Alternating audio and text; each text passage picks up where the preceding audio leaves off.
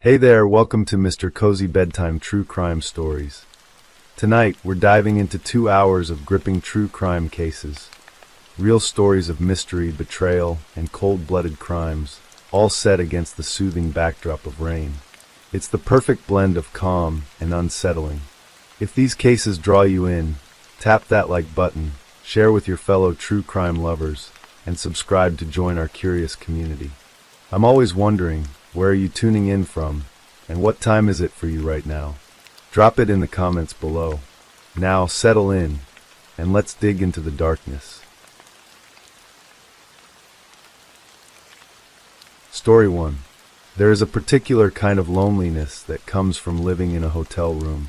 Not the bright, transient loneliness of a traveler passing through on a business trip, but something deeper, more permanent. The kind that settles into the walls and the low hum of a window air conditioner. The kind that echoes in the long corridor between checkout and somewhere better. For Colleen Baggley, 50 years old and originally from the quiet suburb of Fox Lake, Illinois, a hotel had become her home. And within that home, a storm had been quietly gathering for years, invisible to most, but felt acutely by the woman at the center of it. Colleen had been living with her boyfriend, Arturo F. Taylor, at the In-Town Suites extended stay hotel on Landmeyer Road in Elk Grove Village, a mid-sized Chicago suburb sandwiched between the hum of O'Hare International Airport and the flat expanse of Cook County farmland. The hotel, a modest extended stay establishment with small kitchenettes and the kind of worn carpets that absorb years of other people's stories, had been their shared address for approximately 2 years. For 9 years before that, Colleen and Arturo had been a couple, or at least that was how it appeared from the outside. 9 years is a long time. Long enough to build a life. Long enough for the cracks in that life to spread unnoticed, right up until the moment they could no longer be ignored. Fox Lake itself is a small, largely residential town in Lake County, Illinois. The kind of place where neighbors wave from driveways and children ride bicycles along tree-lined streets in the summer. It is the sort of town that could not easily be associated with violence, and Colleen Baggley was the sort of woman who, to those who knew her, seemed like she belonged in the gentler rhythms of that world. But her life had taken turns that had led her far from anything resembling stability, sharing cramped quarters with a man who, it would emerge, had long been a source of fear rather than comfort. The warning signs, as they so often are, had come before the tragedy. In a separate incident at a hotel in Schaumburg, another Chicago suburb, not far from Elk Grove Village, the Schaumburg Police Department had been called to deal with Taylor and Baggley as unwanted subjects. What happened during that encounter would haunt the story of Colleen's final days. At that time, Colleen had spoken to police officers directly, telling them with raw honesty that she was afraid that Arturo would become physically aggressive toward her. She told them she believed he was cheating on her. She told them she believed he was taking her money. The words had been spoken. They were in a police report. And yet, in the way that so many warnings about domestic violence do, they dissolved into the bureaucratic machinery of a system overwhelmed by the sheer volume of human suffering it is asked to process. The incident was logged, but the danger was not permanently separated from the woman who feared it. Colleen and Arturo continued on together. February 21st, 2026, began as an ordinary day in Elk Grove Village. The winter air outside the In-Town Suites was cold and gray, the parking lot half empty, the kind of morning that blurs into the next without leaving much of a mark. But inside the hotel, something had broken open. Arturo Taylor and Colleen Baggley argued that morning. A dispute about one of the other female residents at the hotel. It was the kind of argument that, when it erupts in a relationship already corroded by jealousy and mistrust, carries an energy entirely different from an ordinary quarrel. This was not two people disagreeing about something small. This was years of accumulated suspicion and fear finally forced into the open between four walls. What happened next was captured, in part, by the cold and impartial eye of hotel surveillance cameras. Colleen Baggley was recorded leaving the hotel that morning, stepping out into the parking lot and walking alongside another person whose identity has not been publicly established. She appeared on footage shortly afterward at a nearby Walgreens, making a series of purchases, among them a bottle of bleach. She returned to the hotel at around 8:45 in the morning. The surveillance cameras recorded her walking back inside. They never recorded her walking out again. No one saw Colleen Baggley alive after that moment. What followed, behind the closed door of their shared room, remains in the darkest territory of this story. Arturo Taylor strangled Colleen that day. And then, as if strangulation were not enough, he used not one but two knives, a folding blade pocket knife and a large butcher knife, to stab her in the chest. The Cook County medical examiner would later determine that her cause of death was multiple sharp force injuries. She was 50 years old. She had told the police she was afraid. She had been right to be afraid. In the days that followed, the hotel corridors continued their ordinary routines, unaware of what had happened behind the closed door of room. Arturo Taylor, meanwhile, appeared to be constructing an ordinary life around an extraordinary secret. On February 24th, 3 days after Colleen's death, he walked to the hotel front desk and asked staff to activate only a single key card for the room. In doing so, he quietly erased Colleen's access to the space she had shared with him. He then visited another room elsewhere in the hotel, where a mutual acquaintance of both his and Colleen's happened to be staying. He told this person, in a casual and unremarkable way, that Colleen had left him 3 days ago and never come back. It was the kind of statement designed to plan a story before anyone thought to ask questions. He was already managing a narrative. He was already building his alibi. But Arturo Taylor had a problem that no amount of narrative management could easily solve. Colleen's body was still inside that room. By the early hours of February 25th, 2026, Taylor appears to have made a decision. Surveillance footage from the hotel's parking lot captured him at approximately 1:57 in the morning, moving through the darkness with purpose, carrying a pink garbage bag in the direction of the row of large dumpsters at the edge of the parking lot.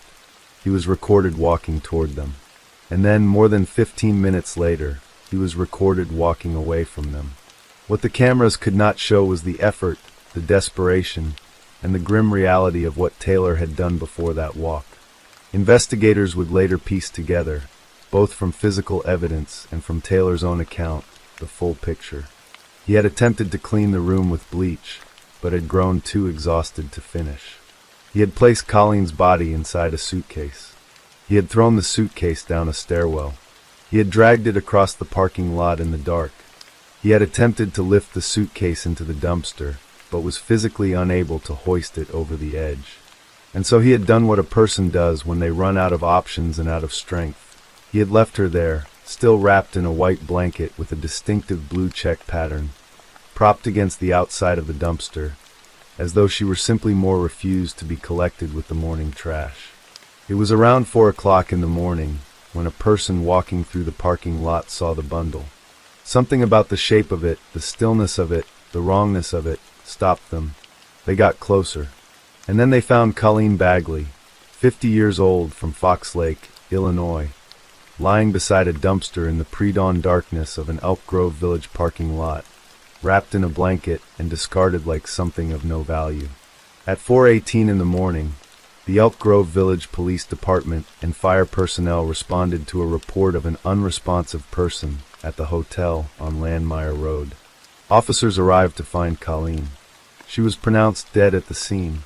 The investigation that followed moved with both speed and precision.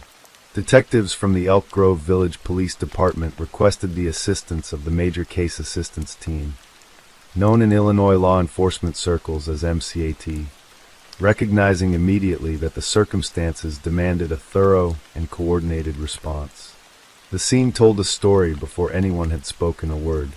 Blood stains, drag marks, a trail of evidence that led from the area near the dumpster directly back to the hotel room that Arturo Taylor had quietly reclaimed with a single key card the day before. Inside the room, investigators found both knives, the folding pocket blade and the large butcher knife, still present. They found Taylor's jeans and gym shoes marked with what appeared to be blood. They found a pillow with the same blue check pattern as the blanket that had been wrapped around Colleen's body. And they found Arturo Taylor. He had not fled. He was still at the hotel when police arrived, and he was carrying Colleen's phone. Whether this detail speaks to arrogance, to calculation, or simply to the strange paralysis that sometimes overtakes people who have done terrible things, it is difficult to say. What is known is that Taylor agreed to accompany officers to the police station for questioning. It seemed, on the surface, like the cooperative gesture of someone with nothing to hide. But at the police station, something shifted. Taylor attempted to harm himself. Officers responded. He was taken to a hospital, treated, and released. And it was after his release from the hospital, after whatever internal reckoning had occurred during those hours, that Taylor sat across from detectives and began to speak. He admitted to strangling Colleen. He admitted to stabbing her. His explanation for the violence was that she had pulled a pocket knife on him first, that he had acted in response to her aggression. It was the kind of claim that investigators examined carefully and skeptically, particularly in the context of the physical evidence, the prior domestic violence reports from Schaumburg, and the elaborate steps that had been taken in the days following Colleen's death to conceal what had happened. The medical examiner's office conducted an autopsy and formally ruled Colleen Baggley's death a homicide caused by multiple sharp force injuries. The Cook County State's Attorney's Office approved charges of first-degree murder against Arturo F. Taylor on February 27, 2026. He was transported to the George N. Layton Criminal Courthouse in Chicago for a detention hearing.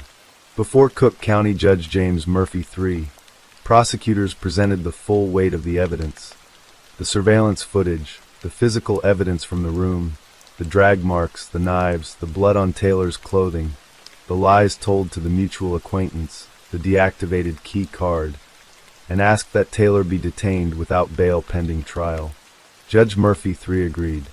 Taylor was ordered held in the Cook County Jail, where he remained as the legal process moved forward. The Elk Grove Village Police Department, in its public statement, offered condolences to Colleen Baggley's family and friends. A formality, but one that carried weight, because behind every case number and every piece of forensic evidence, there is a person. Colleen was 50 years old. She had fears she had been brave enough to voice to police. She had a life that had become entangled with someone who chose violence. She had walked to a Walgreens on a cold February morning and bought bleach, and she had walked back to the hotel, and she had never walked out of it again. What the surveillance cameras documented, her exit that morning, her return at 8:45, her disappearance from the frame, is, in its own quiet way, one of the most haunting aspects of this case. There is something in that last recorded image of woman walking back through a door that carries the terrible weight of finality. She did not know in that moment that it was the last footage that would ever exist of her alive. She could not have known. And yet the camera caught it, preserved it, and handed it to investigators as evidence of the last moments before the world changed irrevocably. Cases like Colleen Baggley's exist at the intersection of several painful truths that communities across the country continue to grapple with. The persistent difficulty of protecting people from domestic violence before violence occurs. The complex emotional and financial entanglements that make it extraordinarily difficult for victims to leave dangerous relationships. And the quiet way in which warnings can be heard, but not acted upon until it is too late. Colleen had told police in Schaumburg that she was afraid. She had named what she feared. And she had remained, as millions of people in similar circumstances do, in a situation that ultimately claimed her life. As of March 2026, Arturo F. Taylor remained in the Cook County Jail, held without bail, awaiting the full legal process. The case against him, as presented by prosecutors, was built on surveillance footage, physical forensic evidence, the testimony of a mutual acquaintance, Taylor's own admissions to detectives, and the chain of deliberate actions taken in the 4 days between Colleen's death and the discovery of her body. His defense, if it ultimately rests on the claim of self-defense, will be tested against all of it.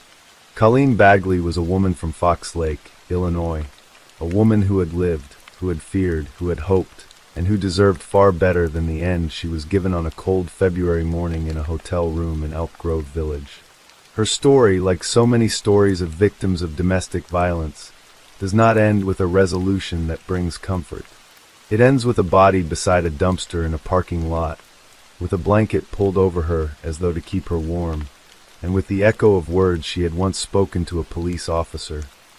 Words in which she described, with quiet precision, the exact nature of the danger that would eventually take her life. Story 2. There is a quiet kind of beauty to the rolling plains of central Oklahoma. The land stretches wide and low, dotted with old oaks and shallow creeks that cut through red clay soil. The towns here are small, the kind where people know each other's names, where children ride bicycles in front yards and neighbors wave from porches.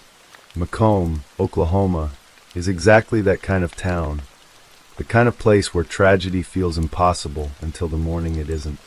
On a warm Friday in September 2023, a 30-year-old woman named Michaela Feme left her workplace for what she hoped would be the last time she would ever have to see the inside of the house she had once called home. She never arrived at her new beginning. She never made it out of that driveway. And 5 days later, the peaceful town of McComb would be shaken to its roots, changed in the way only grief can change a community forever. Michaela was born on June 15, 1993, in Oklahoma City, a city that hummed with ordinary life, where nobody imagined they were bringing into the world a child whose story would one day be told on national television, dissected by investigators, mourned by strangers.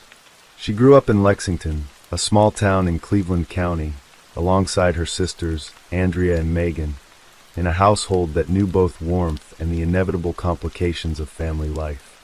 Her parents, Barbara and Michael, eventually separated, and her mother later married Scott Harper, a man who would come to love Michaela as his own.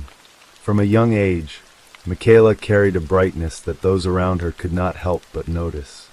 She loved music in the way that some people love breathing, with a kind of deep, unthinking necessity. She believed in God and wore that faith openly, not as a performance, but as a quiet anchor. She was gentle with animals and gentler still with people who were hurting. Those who knew her well spoke of a woman who walked into any room and immediately began looking for whoever needed help. It was not an act.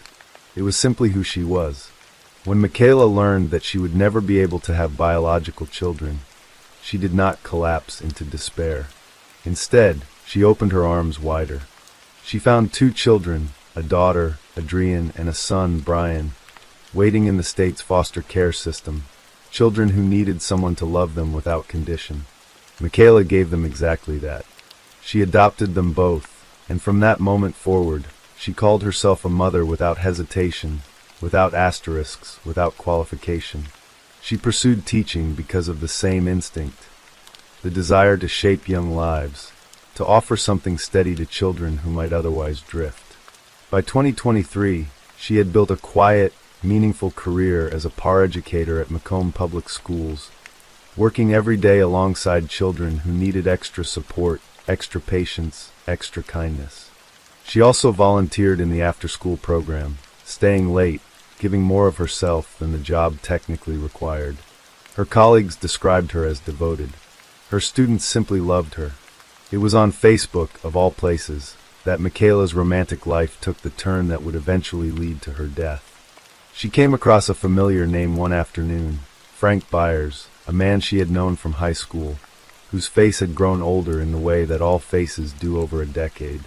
They began talking. The old connection reawakened.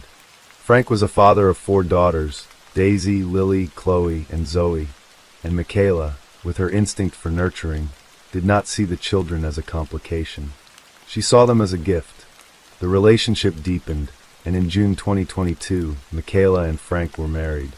Their blended household became a home of 6 children, 2 parents, and the tentative hope of a family that worked. But hope without honesty is fragile. Within a year of the wedding, the cracks began to appear. Frank, it turned out, had not offered Michaela the faithfulness their marriage had promised. He was unfaithful to her, not once, not casually, but persistently, openly, and without apparent remorse. His infidelity became so brazen, so relentless, that investigators would later discover he was sending photographs to other women on the very day his wife lay dead, and again on the morning of her funeral, asking a woman how he looked in his tuxedo. These were not the mistakes of a man racked with guilt. They were the actions of someone who had already moved on before his wife was even buried. Michaela bore the fracturing of her marriage with a dignity that cost her enormously. She had loved this man, had embraced his children as her own, had restructured her entire life around a future that turned out to be built on sand. At some point in the months before her death, she stopped living inside the main house and retreated to a shed on the property. It was a humiliating arrangement. A woman reduced to sleeping in an outbuilding on her own land while her husband lived inside. But Michaela was not broken. She was planning. She had told her family that she wanted a divorce, that she was ready to leave, that she had endured enough. By September 2023, Michaela had made her decision final. 3 months of separation had given her the clarity she needed. She arranged to return to the house one last time, on September 15th, a Friday afternoon, to collect her belongings and close that chapter of her life completely. She was 30 years old. She had 2 children who needed her. She had a job she loved and a community that valued her. She had every reason in the world to walk out that door and never look back. Frank Byers, however, had other plans. What happened inside the shed on that September afternoon is something that only the evidence speaks to now, because one of the 2 people who was there is dead, and the other has admitted to killing her. Investigators believe that Frank Byers shot Michaela twice in the head at close range on the afternoon of September 15, 2023, somewhere on the property, likely inside or near the shed where she had been staying. The murder weapon, believed to be a .22 caliber firearm, left behind brass casings stamped with the letter F. What Frank did next reveals something important about the kind of person he is. Not a man overcome by passion, not someone who acted in a moment of blind fury and then recoiled in horror at what he had done. He was deliberate. He was methodical. He went to work. He contacted a neighbor and retrieved a roll of carpet that the neighbor had given him months earlier. He used that carpet to wrap Michaela's body. He had purchased a mop, bleach, and ammonia from Walmart. A receipt later found by investigators confirmed this, and used them to clean the scene. He mopped blood. He swept away evidence. He did all of this calmly and systematically while the body of the woman he had married was rolled up behind him. Then he got in his car and drove to pick up his daughters from school. He drove them around for several hours. He performed the role of father, of ordinary man, of someone with nothing to hide. Around 8 o'clock that evening, he returned home and began the grim second phase of his plan, moving the body. He drove Michaela's remains to a ditch near Hamilton and Prospect Roads, not far from the property, on a stretch of rural highway between the towns of Etowah and Macomb. He pulled her from the vehicle at the edge of the ditch and let her roll down, 12 to 15 feet, to the creek bed below. Then he climbed down after her and dragged the carpet-wrapped body into a drainage pipe that ran beneath the roadway. He left her there in the dark, in the dirt, beneath the road. He covered his tracks and drove home. But Frank Byers was not done fabricating his story. He removed the SIM card from Michaela's phone and inserted it into a different device, using it to create a fake text conversation. Messages crafted to suggest that she was alive, that she had simply left voluntarily, that nothing was wrong. He sent fabricated messages from her social media accounts. He was constructing, piece by piece, the portrait of a woman who had walked away on her own terms. The next morning, September 16th, Frank Byers reported his wife as missing. When Lieutenant Dakota Black of the Pottawatomie County Sheriff's Office received the call, she drove to the Byers property with the instincts of someone who had spent years reading landscapes and people with equal precision. Black was a trained tracker, a skill that goes beyond simply following footprints in dirt. It means reading disturbance in nature, noticing what has been moved, bent, or disturbed in ways that do not belong. She would later describe the Michaela Feme case as one of the most heart-wrenching of her career. Frank Byers stood before the officers and told his story with practiced calm. He said that Michaela had been seeing men online, that she had an arrangement with him that allowed it, that on the afternoon of September 15th, she had told him she was going out. He described a tall man with a dark beard, slightly balding, driving a white Chevrolet pickup truck with tinted windows. Michaela had gotten in, he said, and driven away. He hadn't thought much of it at first, he claimed, because that's what she did. She came and went. Michaela's family, when they heard this account, reacted with immediate and absolute disbelief. They knew their daughter, their sister. The woman Frank was describing, casual, carefree, involved in open arrangements, was not Michaela. She was a devout, deeply loving mother who had been quietly preparing to leave a marriage that had hurt her. She had been asking for a divorce. She had been packing her things. She had been planning her future with her children, not arranging romantic meetings with strangers. Light Black and Detective Marcus May worked alongside each other, methodically gathering evidence from the property. What they found told a story that contradicted Frank's account at every turn. 2.22 caliber shell casings were recovered near the shed. Bloodstains marked the scene. Broken glass suggested a struggle or violence. Mops, bleach, and ammonia indicated a vigorous attempt to clean a space. And perhaps most damning of all, home security camera footage that Frank had saved on his phone, footage he apparently believed he had deleted, captured images that investigators found deeply troubling. They also found, buried in Frank's digital footprint, the truth about the SIM card. He had swapped it between phones and used Michaela's number to send messages designed to mislead investigators. The texts were fabricated. The alibi was constructed, and the blood found on Frank Byers' own boots told its own quiet, damning story. For 5 days, the search continued. Volunteers combed the woods. Michaela's family drove rural roads, called her name, and pressed their hands together in prayer. Her mother, Barbara, and stepfather, Scott, described the experience later as feeling like an eternity compressed into a week, every hour heavier than the last, every silence more suffocating. On September 20th, 2023, Michaela's cousin was searching near Hamilton and Prospect Roads when she came upon something that stopped her cold. A rolled-up carpet lay in a drainage ditch, tucked into a culvert beneath the road. She made the call that broke her family's world apart. Michaela Feme was found wrapped in that carpet, 2 gunshot wounds to the head, her body in a state of decomposition consistent with 5 days of exposure. She was 30 years old. She was a mother, a teacher, a sister, a daughter. She had gone to collect her things and start over. She never made it out. The Pottawatomie County Sheriff's Office, working alongside federal partners, continued building the case through the following weeks. Digital forensics peeled back every layer of Frank Byers' deceptions. Investigators traced the fake text messages, identified the phone he had used to send them, and confirmed the SIM swap. They recovered messages he had sent to another woman, a woman he was actively pursuing, in which he had allegedly indicated that Michaela would not be a problem for much longer. His motive, as the prosecution would later frame it, was strikingly simple in its cruelty. Frank Byers wanted to start a new life, and Michaela, living on his property, seeking a divorce, refusing to disappear quietly, stood in the way. Rather than face a divorce, rather than divide assets and time and resources, rather than simply allow his wife to leave and rebuild her life, he ended her. The Walmart receipt for cleaning supplies, the borrowed carpet, the fabricated messages, all of it pointed to a murder that was not impulsive but planned. On the night of October 24th, 2023, law enforcement located Frank Byers at his brother's house in El Reno, Oklahoma, and placed him under arrest. He was 32 years old. He was charged with first-degree murder, unauthorized removal of a dead body, and desecration of a human corpse.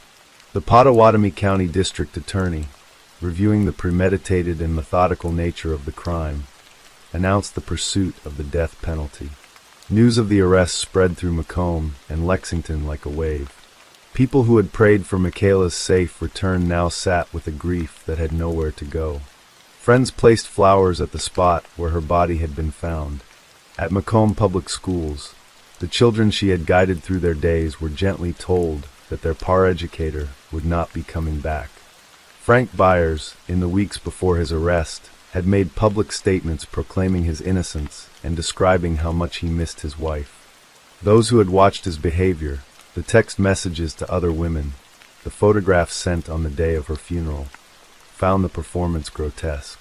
His family received death threats from members of the community who had drawn their own conclusions long before law enforcement drew theirs. The legal process moved with deliberate slowness, as it always does in cases of this magnitude. Michaela's parents, Barbara and Scott Harper, attended every court appearance, refusing to let the system proceed without bearing witness.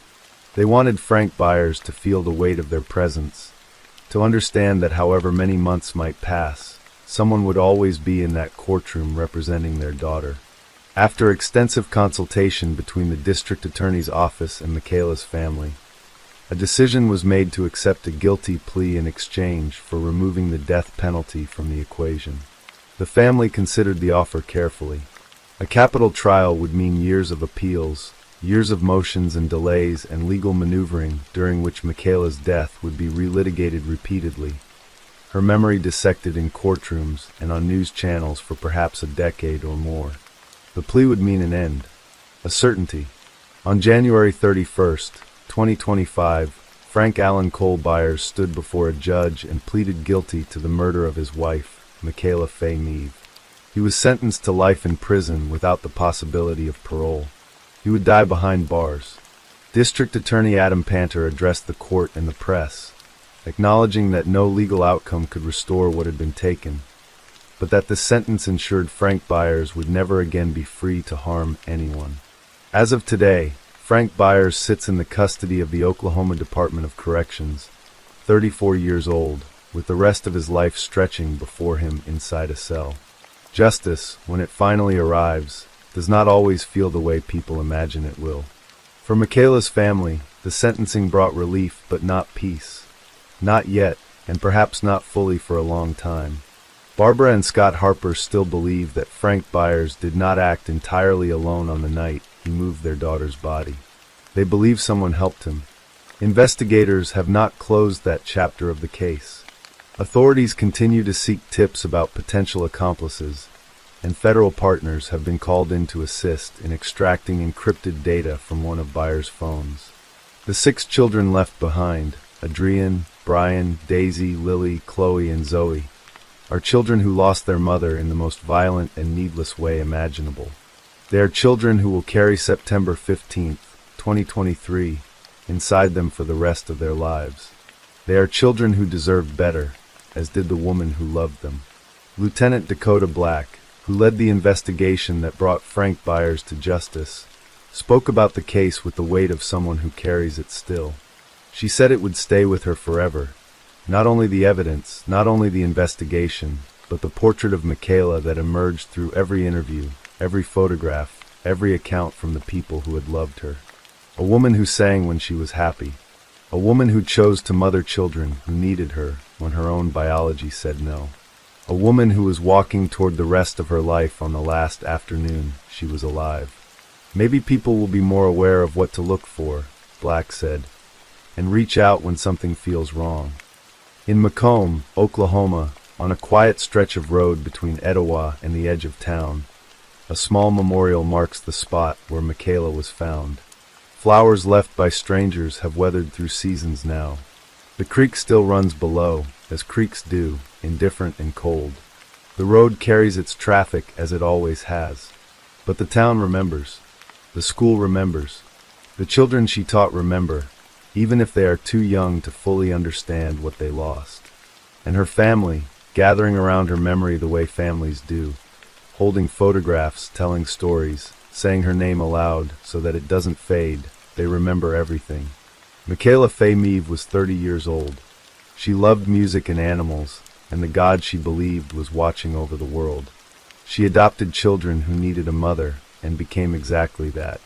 She worked with struggling students and gave more hours than she was asked to give. She endured a marriage that failed her, found her courage, packed her bags, and chose herself. She deserved to make it out the door. Story 3. The last night of October 2012 fell cold and restless over the small community of Broomfield Township in Isabella County, Michigan. Porch lights glowed amber and orange across the trailer park on Coldwater Road, and children giggled in their costumes, clutching plastic pumpkins filled with candy. Autumn had turned the surrounding woods to rust and gold. It was Halloween, a night meant for make-believe scares, for neighbors trading laughter across fences, for parents watching their little ones toddle up driveways in fairy wings and superhero capes. Inside one of the modest trailers, a young woman named Rebecca Gay tucked her 3-year-old son, Conway, into bed and prepared to rest after a long day. Rebecca was 24 years old, full of quiet warmth and steady purpose. She had grown up in Midland, Michigan, born on March 26, 1988, the daughter of Thomas Gay, a man known and respected in his community as a skilled horseback riding instructor who also organized charity events for the local children's hospital. Growing up in that household of faith, hard work, and compassion, Rebecca absorbed those values deeply. She was a young woman who showed up for people, who loved her son without condition, and who carried herself with a kind of humble dignity that made those around her feel safe. By the time she was 24, she was building a life on her own terms. She lived in the trailer park on Coldwater Road, held down a job, and cared for Conway with fierce, gentle devotion. She had a boyfriend who, on that very Halloween day, had been planning to ask her to marry him. There was so much ahead of her. She could not have known what was coming. She could not have known that just a few trailers away, a man she trusted, a man her own mother was engaged to marry, had spent the past 2 weeks thinking about killing her. His name was John Douglas White. He was 55 years old in the autumn of 2012, and he presented himself to the world as a pastor. He led services at Christ Community Fellowship Church in Deerfield Township, a small congregation where he had positioned himself as a man of God, a man of second chances, a man redeemed. His parishioners knew he had a troubled past, that he had served nearly 12 years in prison for the manslaughter of a 26-year-old woman in Kalamazoo County, released in 2007, but the church elders had given him a second chance. People believed in the power of redemption. What they did not fully grasp was the nature of the man standing at the pulpit. White had not simply made a terrible mistake decades earlier and changed. He had attacked another woman in Calhoun County, a case in which he had entered her home and beaten her, stabbing her near the shoulder blade and delivering blow after blow while attempting to strangle her. Miraculously, she had survived, and during the attack she had heard him say that this was not his first time doing something like this. That case, too, had not resulted in a permanent end to his freedom. He had drifted back into the world, and eventually into the close-knit community of the trailer park on Coldwater Road, where he became the fiancé of Rebecca Gay's mother, and the man who sometimes watched little Conway while Rebecca was at work. Rebecca knew John White. She had no reason to suspect the darkness that lived inside him. He was going to be her stepfather. He had held her child. For 2 weeks before Halloween 2012, John White had been privately nursing a fantasy that most people would not dare name aloud. He had spent days for thinking about killing Rebecca and violating her body after death. He thought about it deliberately with increasing focus. He did not act on an impulse. He planned. On the night of October 30th, rolling into the early hours of October 31st, he drank 4 or 5 beers. Then he gathered what he needed, a rubber mallet, plastic zip ties, construction garbage bags. He walked to Rebecca's trailer. The door was unlocked. White entered while she slept. He attacked her, striking her head repeatedly with the rubber mallet, blow after blow after blow, with a ferocity that was not born from rage or panic, but from premeditation, from something far colder. Rebecca regained consciousness at some point during the attack. She recognized him. According to White's own confession, when he realized she was still alive and had seen his face, he placed a plastic zip tie around her neck and tightened it until she stopped breathing. Conway, 3 years old and dressed for Halloween, was in the trailer the entire time. He was not harmed. Perhaps he slept through it. Perhaps, in the mercy that sometimes spares children from comprehending the worst, he did not understand what was happening. But he was there, and he was alive. White removed Rebecca's clothing from her body and loaded her into his pickup truck along with the mallet and bloody towels. He drove through the sleeping neighborhood to a wooded ravine approximately half a mile from the trailer park and disposed of her body there, hidden among the trees and shadows of an autumn woodland. Forensic examination would later determine that she had been dead for over 24 hours by the time investigators recovered her body. Then John White did something that still strikes those who followed this case as one of the most chilling details in an already devastating story. He drove back to the trailer. He walked back in through the same door. He looked at the little boy whose mother he had just killed, and he dressed Conway in his Halloween costume. The next morning, he took Conway to meet his father, Rebecca's ex-partner, at a nearby Meijer store, as if it were an ordinary handoff, as if nothing at all had happened in the dark hours before dawn. When Rebecca did not show up for work that morning and did not call in, her co-workers noticed immediately. Everyone who knew her understood that this was wrong. Rebecca Gay was responsible and consistent. She did not simply vanish without a word. She did not leave her son without making arrangements. Her boyfriend, who had been carrying an engagement ring and a rehearsed question in his heart, had not heard from her either. The silence from her was unbearable and impossible. Something was deeply, terribly wrong. Police were called. When investigators arrived at the trailer on Coldwater Road, they found Rebecca's purse still sitting inside.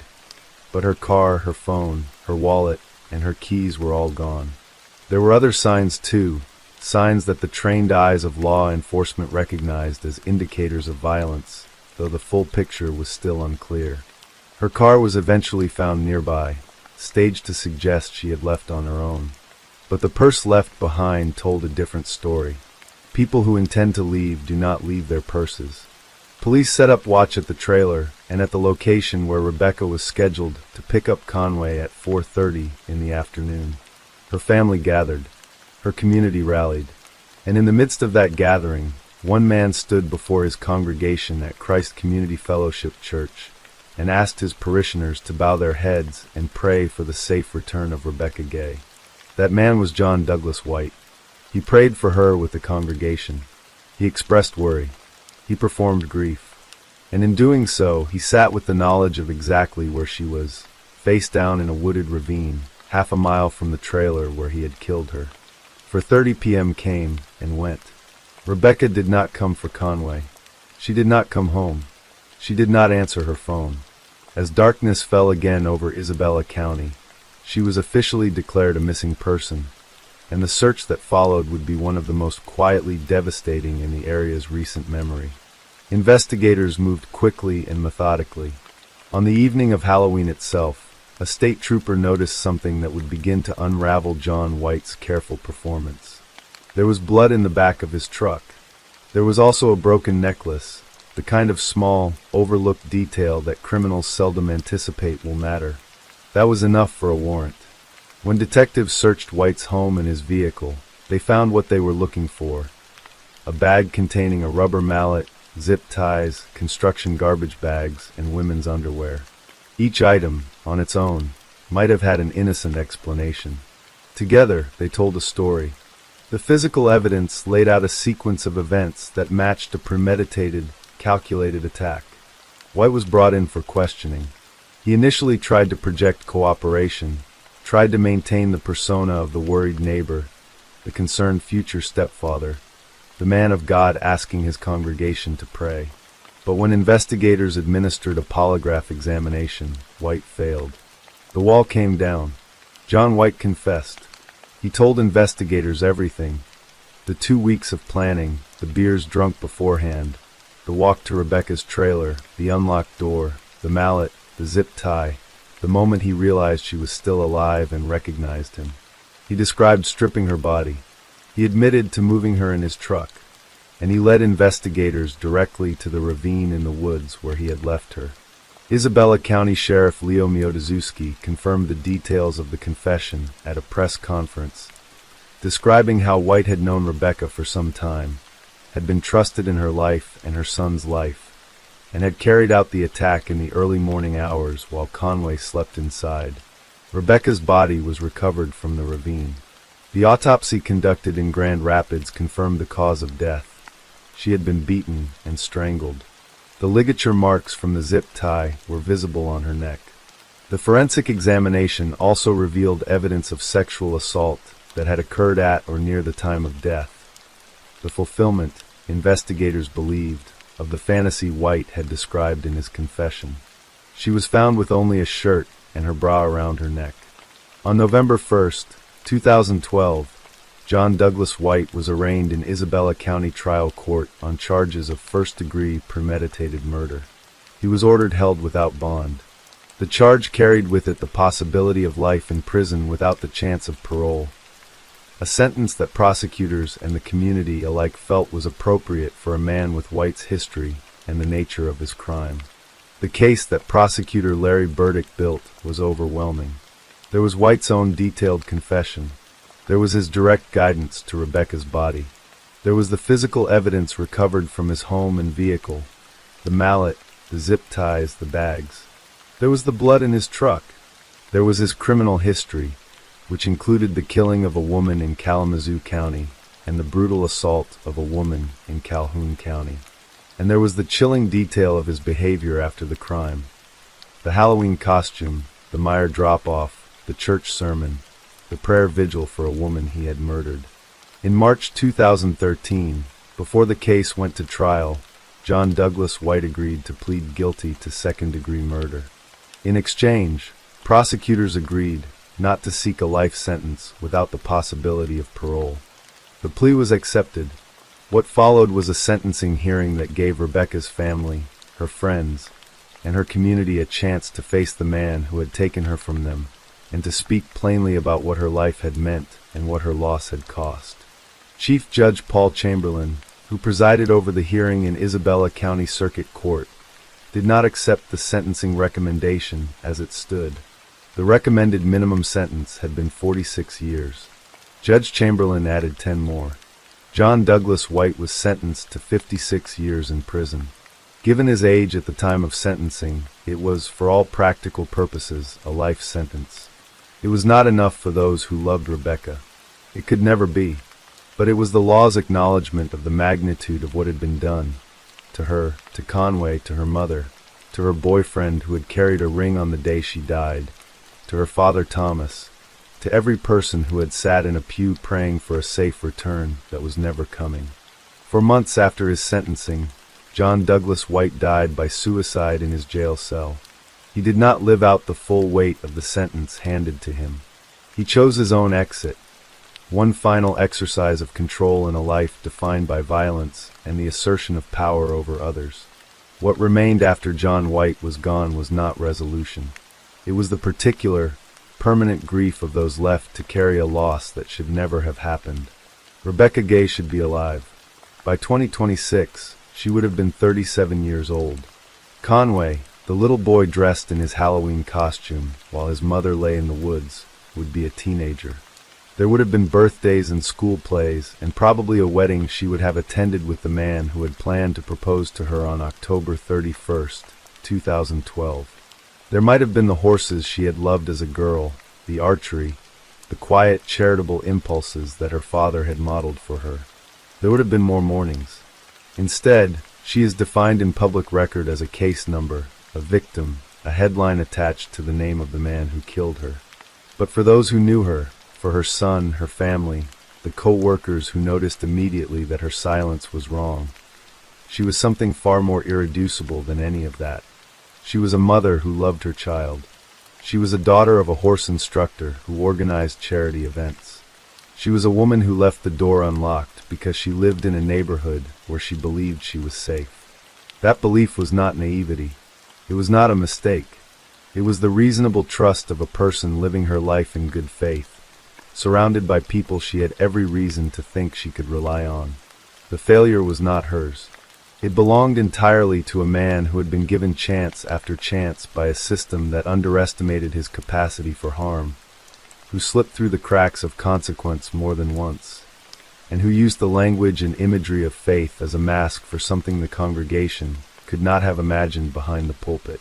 The case of Rebecca Gay endures in public memory, not only because of the horror of the crime or the brazenness of the perpetrator's behavior in its aftermath, but because it raises the kinds of questions that communities find themselves unable to stop asking. How many warnings were missed? How many times had the system encountered John White and allowed him to walk back into the world? What is the cost of misplaced second chances? What happens to the people, the Conways, the mothers, the fathers, when those questions go unanswered too long? There are no clean answers. There is only Rebecca, 24 years old, working hard, raising her son, trusting her neighbors, stepping into a Halloween night that became the last she would ever see. There is Conway, who grew up in the shadow of a night he may not fully remember, but will always carry. There is a community in Isabella County that gathered in grief and prayer and discovered, eventually, that the man leading those prayers already knew the terrible truth they were all searching for. That truth, the depth of that betrayal, is what makes this story not simply a crime narrative, but a human one. It is about who we trust and why, and what it costs when that trust is exploited by the worst kind of person in the most calculated way. It is about a young woman who deserved her future and did not get it. And it is about a little boy who woke up on Halloween morning in a costume his mother would never see him wear, and was carried, by the man who had just killed her, out into an ordinary day that was anything but. Rebecca Gay was 24 years old. She was a mother, a daughter, and a neighbor who left her door unlocked. She deserved to grow old.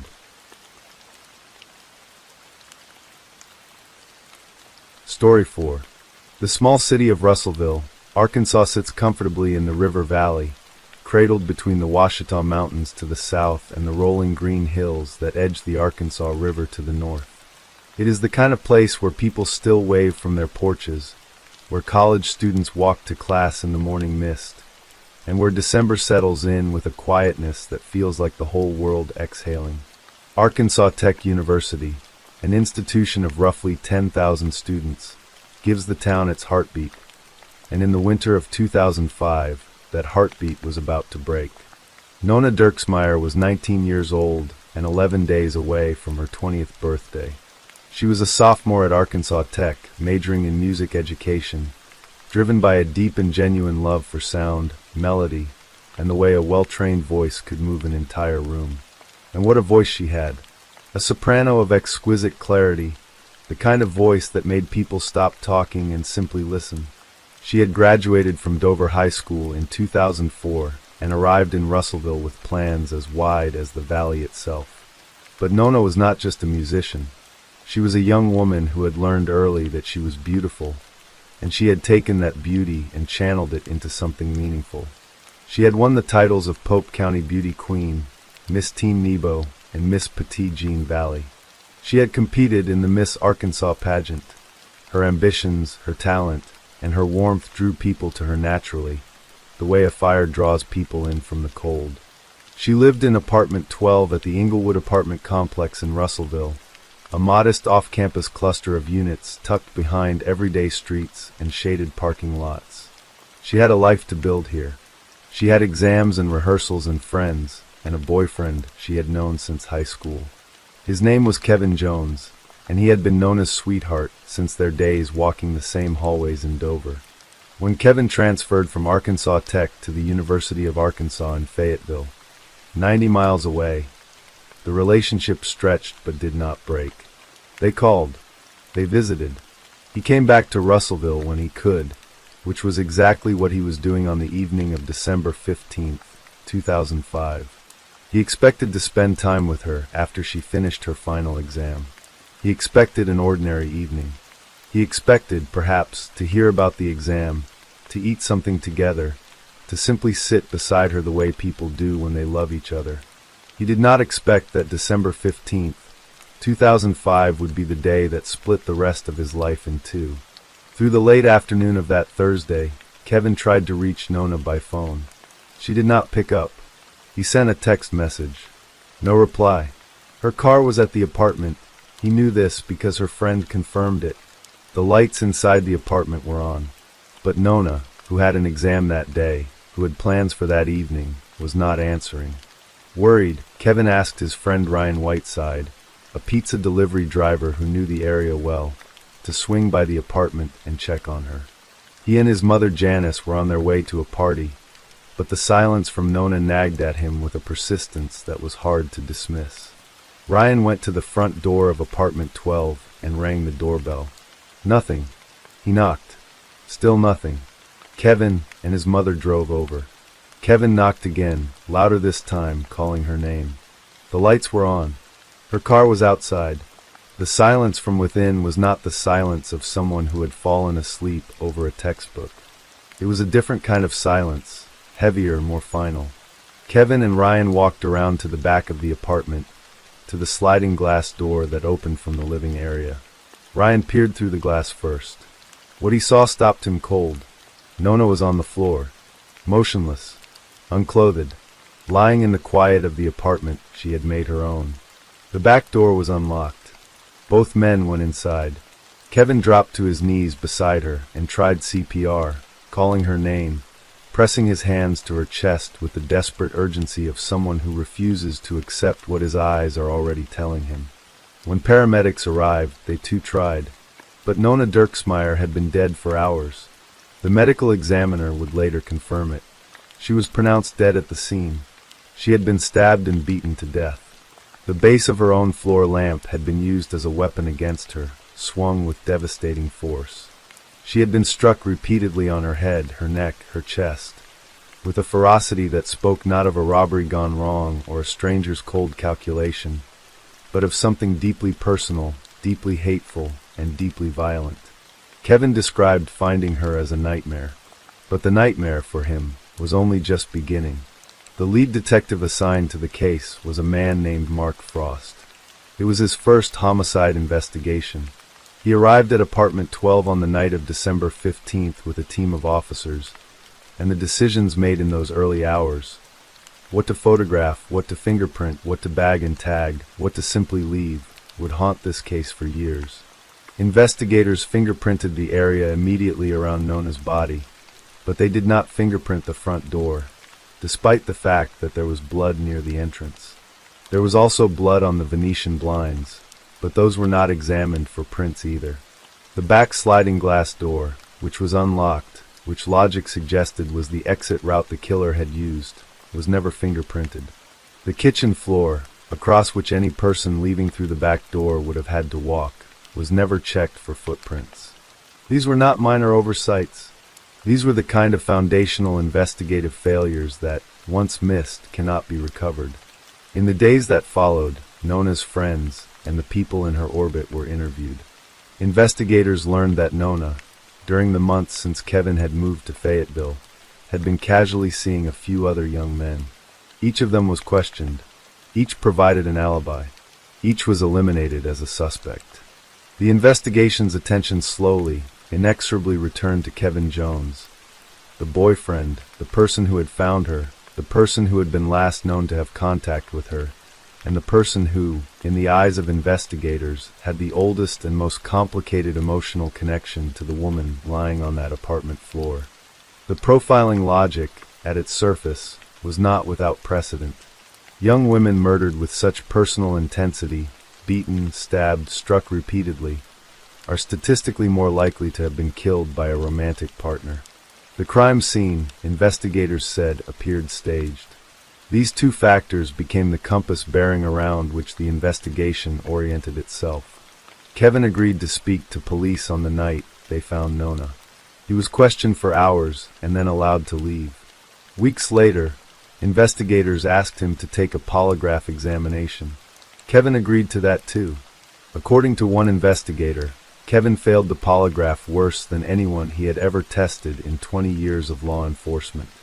That assessment, striking as it was not the last word on the matter. An independent expert later examined the polygraph questions and concluded they had been skewed, formulated in a way that almost guaranteed Kevin's failure. It was a finding that raised serious questions about the integrity of the investigation, but it was also a finding that, because polygraph results are generally inadmissible in court, could not carry weight on the floor of a trial. Still, the investigation pressed forward with Kevin Jones as its primary target. On March 31, 2006, 3.5 months after Nona Dirksmeyer was found dead in her apartment, Kevin was arrested and charged with first-degree murder. He posted a bond of $250,000 and was released, but the charge and the weight of public suspicion followed him everywhere. The theory the prosecution built was one of jealousy and rage. During the course of their investigation, officers had found a used condom wrapper on the kitchen counter of Nona's apartment. Nona had been found unclothed, but the autopsy showed she had not been raped. Prosecutors theorized that Kevin had arrived at the apartment, seen the condom wrapper, immediately understood that another man had been intimate with Nona, and in a sudden and violent fury, grabbed a knife and then the lamp and attacked her. The bloody palm print found on the light bulb of the floor lamp. The weapon the prosecution believed had been used to crush Nona's skull was presented as physical evidence that Kevin had held it. Kevin's explanation was simple and human. He had touched the lamp in his frantic, terrified effort to help Nona when he found her. His defense team pointed out that the lamp was found near her body, that in the chaos of discovering the woman he loved lying dead on the floor, it would have been entirely natural to touch it without consciously registering doing so. But the condom wrapper became the most significant battlefield in the trial. The prosecution had never had it tested for DNA or fingerprints. It was Kevin's defense team that requested the analysis. And what the analysis returned was not what the prosecution needed. The fingerprints on the wrapper and the DNA found on it did not belong to Kevin Jones. They belonged to another male, one whose profile did not match anything in the existing law enforcement databases. Kevin's grandmother testified under oath that he had been with her in the town of Dover on the morning of December 15th, during the window that the medical examiner had identified as the time of Nona's death. The foundation beneath the prosecution's case began to crack. After 8 hours of deliberation, in July 2007, a jury returned its verdict. Kevin Jones was found not guilty of the murder of Nona Dirksmeyer. Some in the community exhaled in relief, believing the right outcome had been reached. Others sat with a harder feeling, the conviction, despite the verdict, that justice had somehow still not arrived, that it was either the wrong man freed or the wrong man tried. The case was open again. Nona was still gone, and whoever had killed her had been walking free for more than a year and a half. 3 months after Kevin's acquittal, in September 2007, a 28-year-old man named Gary Dunn was arrested for burglary in the area. The arrest triggered a protocol, fingerprints and a DNA sample submitted to the laboratory. What the laboratory returned changed the direction of the entire investigation. Gary Dunn had lived in the Inglewood apartment complex at the time of Nona's murder. His apartment sat across the small parking lot from hers, close enough to see her come and go, close enough to notice the lights. He had been briefly questioned and cleared in the original investigation. He had submitted fingerprints and DNA at that time. The results had come back inconclusive, not enough to charge him, not enough to eliminate him entirely. But now, with new samples from his September 2007 arrest, technicians ran a fresh comparison.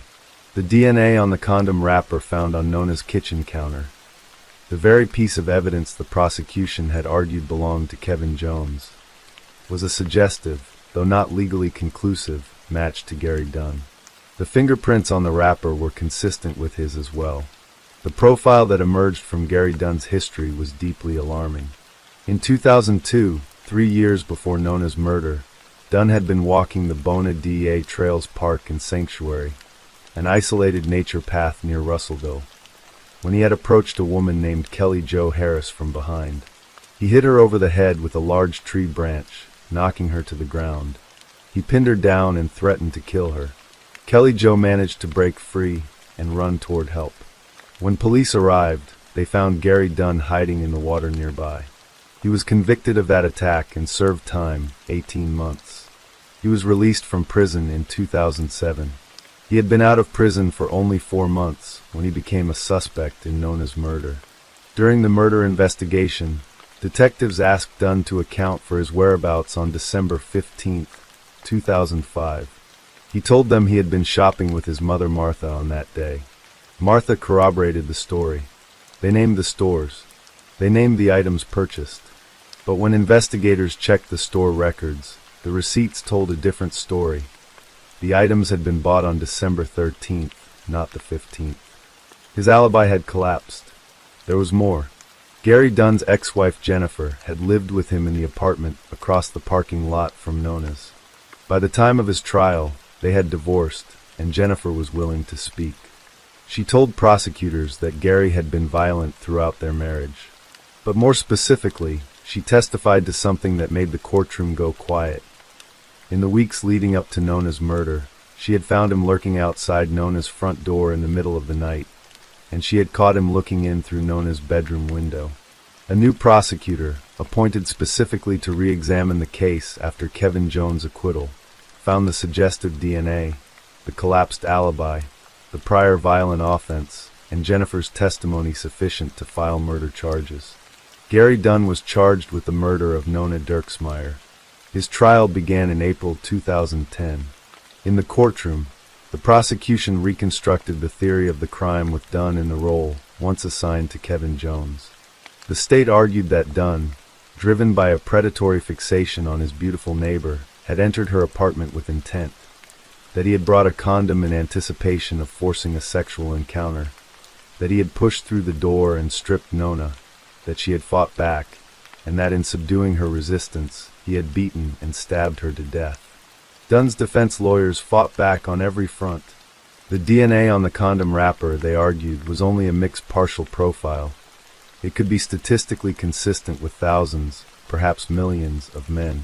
It was not the kind of certainty on which a murder conviction should rest.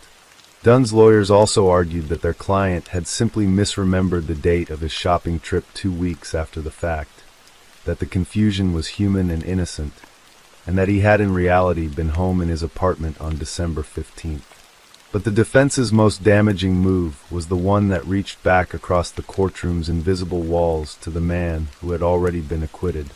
Dunn's lawyers turned the spotlight back on Kevin Jones. They argued that Kevin's statements to the 911 operator, to the paramedics, and to the police had been inconsistent. They noted his admitted use of marijuana, Xanax, and Adderall, and suggested he may have been impaired during a violent confrontation with Nona. They resurrected the condom wrapper theory, that Kevin, upon finding evidence of another man's visit, had snapped, and they leaned into it with deliberate force. Kevin Jones sat in that courtroom as a witness, and was questioned all over again about the night he found his girlfriend dead. The double jeopardy clause of the Fifth Amendment protected him from criminal retrial, but it did not protect him from the public spectacle of being recast as a murderer in another man's defense. It was a different kind of cruelty, experienced in plain view of an audience. The jury deliberated for 3 weeks. They could not agree. The judge declared a mistrial. Prosecutors were not finished. They filed charges again. A second trial for Gary Dunn began in January 2011. This time, the prosecution had been granted permission to introduce Kelly Jo Harris's testimony about the 2002 trail attack, evidence of Dunn's willingness to ambush a woman in an isolated space, to pin her down and threaten her life. It was the kind of prior pattern evidence that prosecutors had hoped would break through the jury's doubt. But Dunn's defense team mounted the same arguments, attacked the same DNA, pointed back again at Kevin Jones, and left the jury in the same place. 3 weeks of deliberation, another hung jury, another mistrial. The state of Arkansas, having now spent years and enormous resources on 2 trials that each ended without a verdict, faced a stark reality. The evidence against Gary Dunn was suggestive, circumstantial, and emotionally compelling, but the legal standard of beyond a reasonable doubt had proven impossible to meet in front of 2 separate juries. Prosecutors declined to seek a third trial. Gary Dunn walked free. Nona Dirksmeyer's family had watched the entire arc of this case unfold across more than half a decade. They had sat through Kevin's trial and acquittal. They had watched with cautious hope as Gary Dunn was charged. They had attended 2 trials, sat through weeks of testimony and cross-examination, been put through the grinding machinery of a legal system that could not seem to reach a conclusion about who had ended their daughter's life.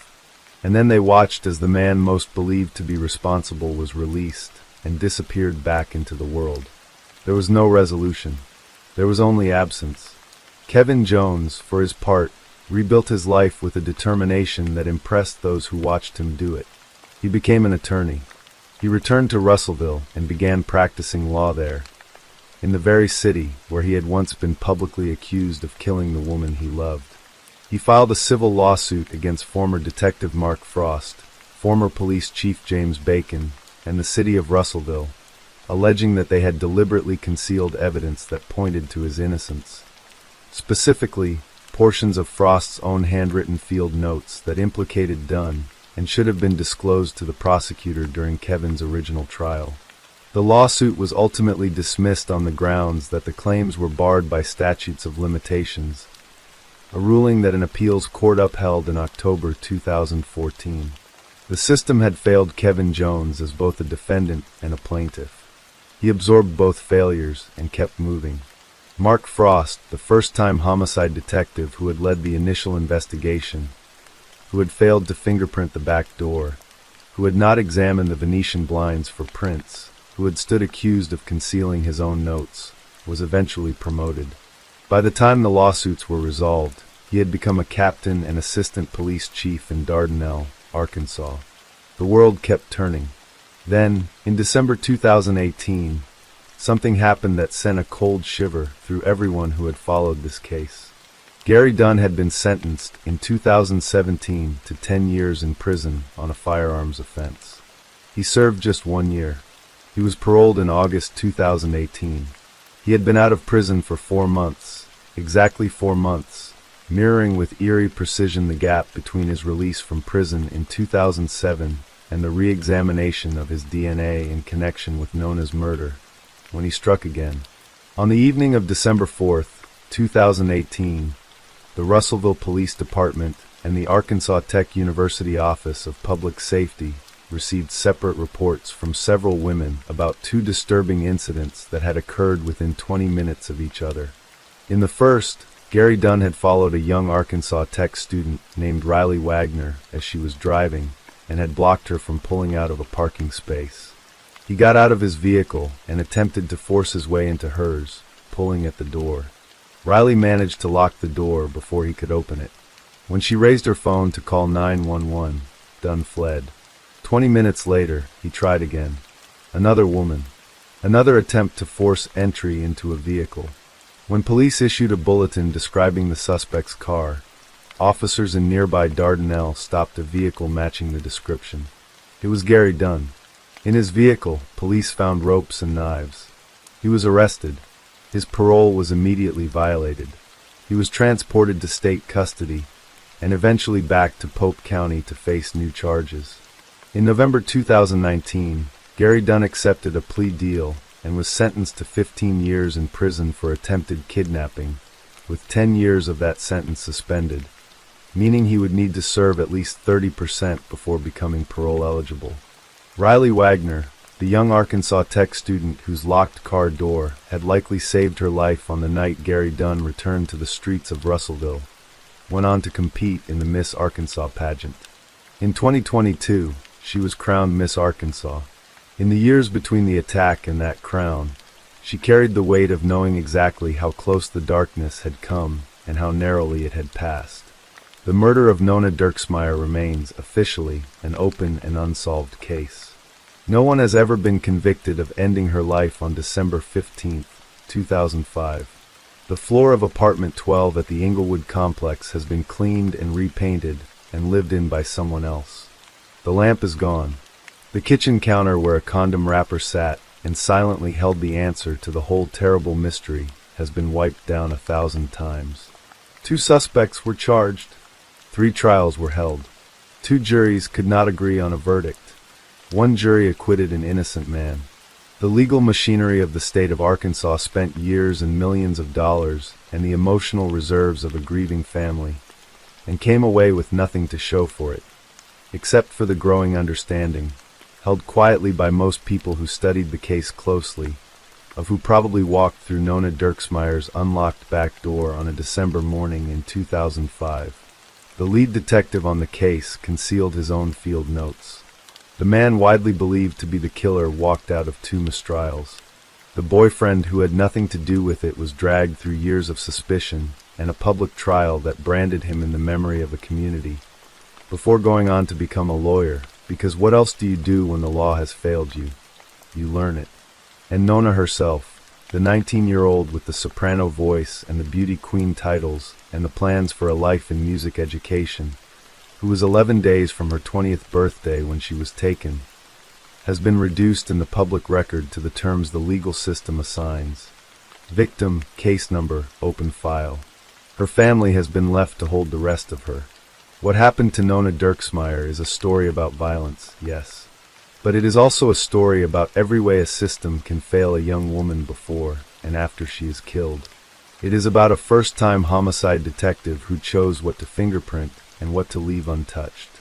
It is about prosecutors who focused so narrowly on the obvious suspect that they walked past the dangerous man living across the parking lot.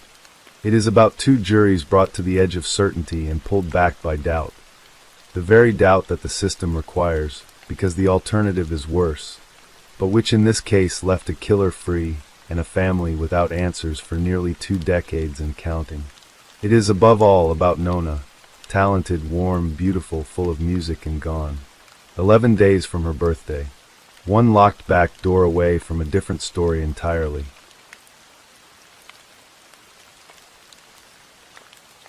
Story 5. August in Henry County, Virginia, arrives with a particular kind of heaviness, a thick, humid heat that settles over the countryside like a slow exhale. The farmland and woodland around the small community of Oak Level, nestled about 60 miles north of Greensboro, North Carolina, sits quietly in that heat, framed by country roads and the kind of ordinary rural geography where people tend to know their neighbors' names and leave their doors unlocked because this is, they believe, the sort of place where nothing truly terrible ever happens.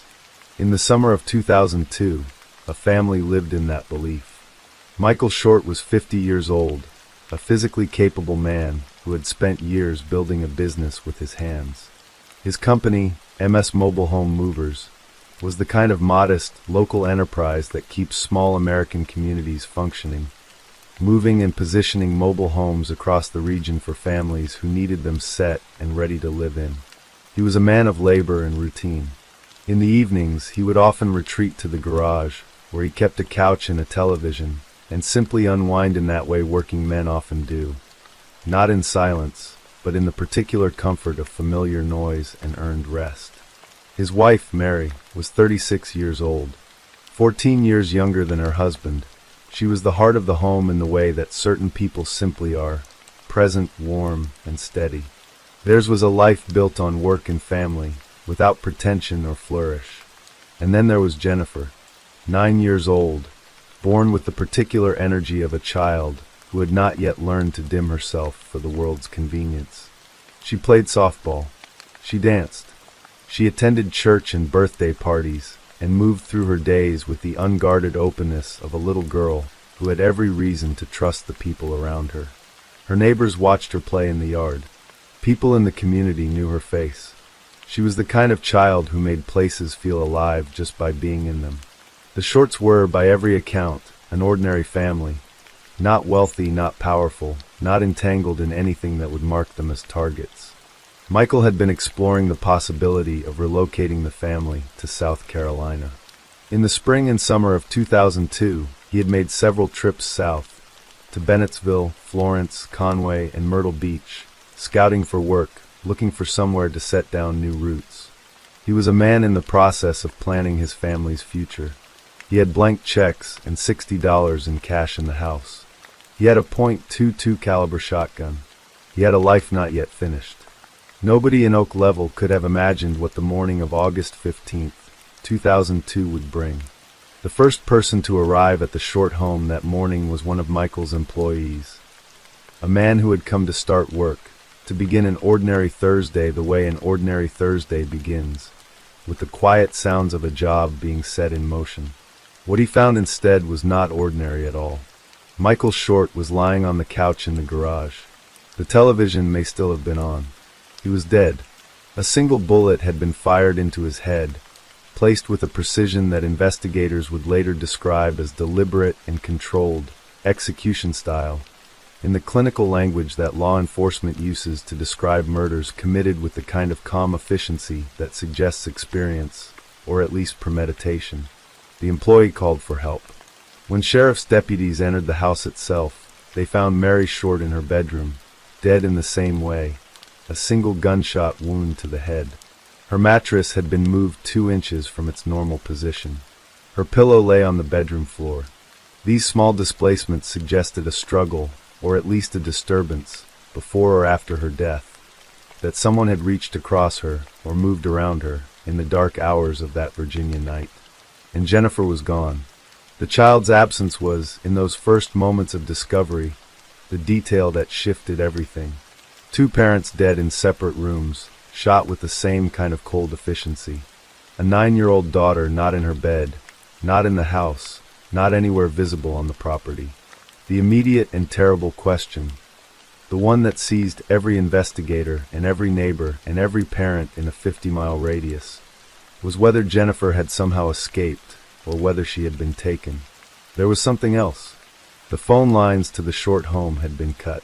Not accidentally severed, not down by weather or wear, deliberately cut by someone who understood that functional phone lines meant the possibility of a call for help, and who had planned in advance to eliminate that possibility.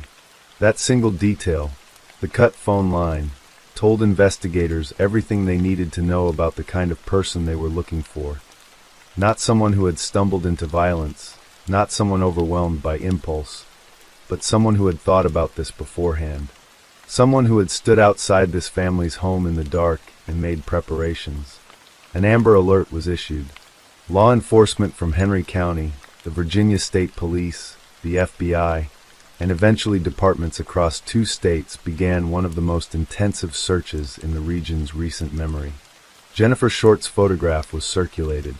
Tips flooded in. Volunteers gathered. The community of Oak Level, shaken and disbelieving, showed up with the desperate energy that communities summon when there is still a chance. When a child is missing rather than confirmed dead, and hope is not yet a past tense. The days that followed were defined by a terrible, expanding silence. Jennifer did not appear. No credible sighting was reported. The leads that arrived were pursued, tested, and discarded one by one. Investigators worked through the oppressive late summer heat of Virginia and the Carolinas, conducting interviews, following routes, checking locations where a missing child might be. The community of Bassett and Oak Level held its breath for 6 weeks. Then, on September 25, 2002, a man walking in Stoneville, North Carolina, a small community in Rockingham County, about 30 miles south of the Short family home, noticed that his dogs had found something. The dogs had brought back what appeared initially to be a turtle shell. A closer look revealed it was not a turtle shell at all. The Albert family, who lived nearby on the property along Gordon Road near a small stream, found human teeth in their driveway. They were Jennifer Short's remains. 6 weeks of searching, of holding onto the thread of possibility, ended in a North Carolina creek bank. The skeletal remains were confirmed through forensic analysis to be Jennifer's. She had been shot in the head, the same way her parents had been killed. She had been transported from Virginia to North Carolina, roughly 30 to 40 miles, by whoever had taken her from the house on the night of August 14th into the early morning of August 15th. The question of why she had been taken, why the killer or killers had not simply left her in the house, became one of the most haunting dimensions of the entire investigation. She had been moved. She had been carried, driven, transported. She had been alive or dead during that journey, and no one knew which. The geography of where she was found told investigators that whoever had done this knew the land well enough to travel south across the Virginia-North Carolina line and dispose of a child's body in a location remote enough that it took 6 weeks and a dog's random discovery to find her. Henry County's longest-running homicide investigation had officially begun. The evidence gathered from the short home was extensive. 66 boxes of items with possible evidentiary value were removed from the property. Shell casings, the family shotgun, documents, personal effects, financial records, the couple's blank checks. Investigators combed through every corner of that house looking for the thread that would lead them to a killer, or killers, with the cold efficiency who had walked in armed, killed 2 adults in separate rooms without apparent alarm between them, and then left with a 9-year-old girl. From the beginning, the motive refused to become clear. Michael Short's mobile home business was modest. He was not a man of great wealth or dangerous enemies in any obvious sense. The cash in the house, $60, had not been taken. The blank checks had not been used. There was no sign of a robbery. Nothing of visible value appeared to be missing.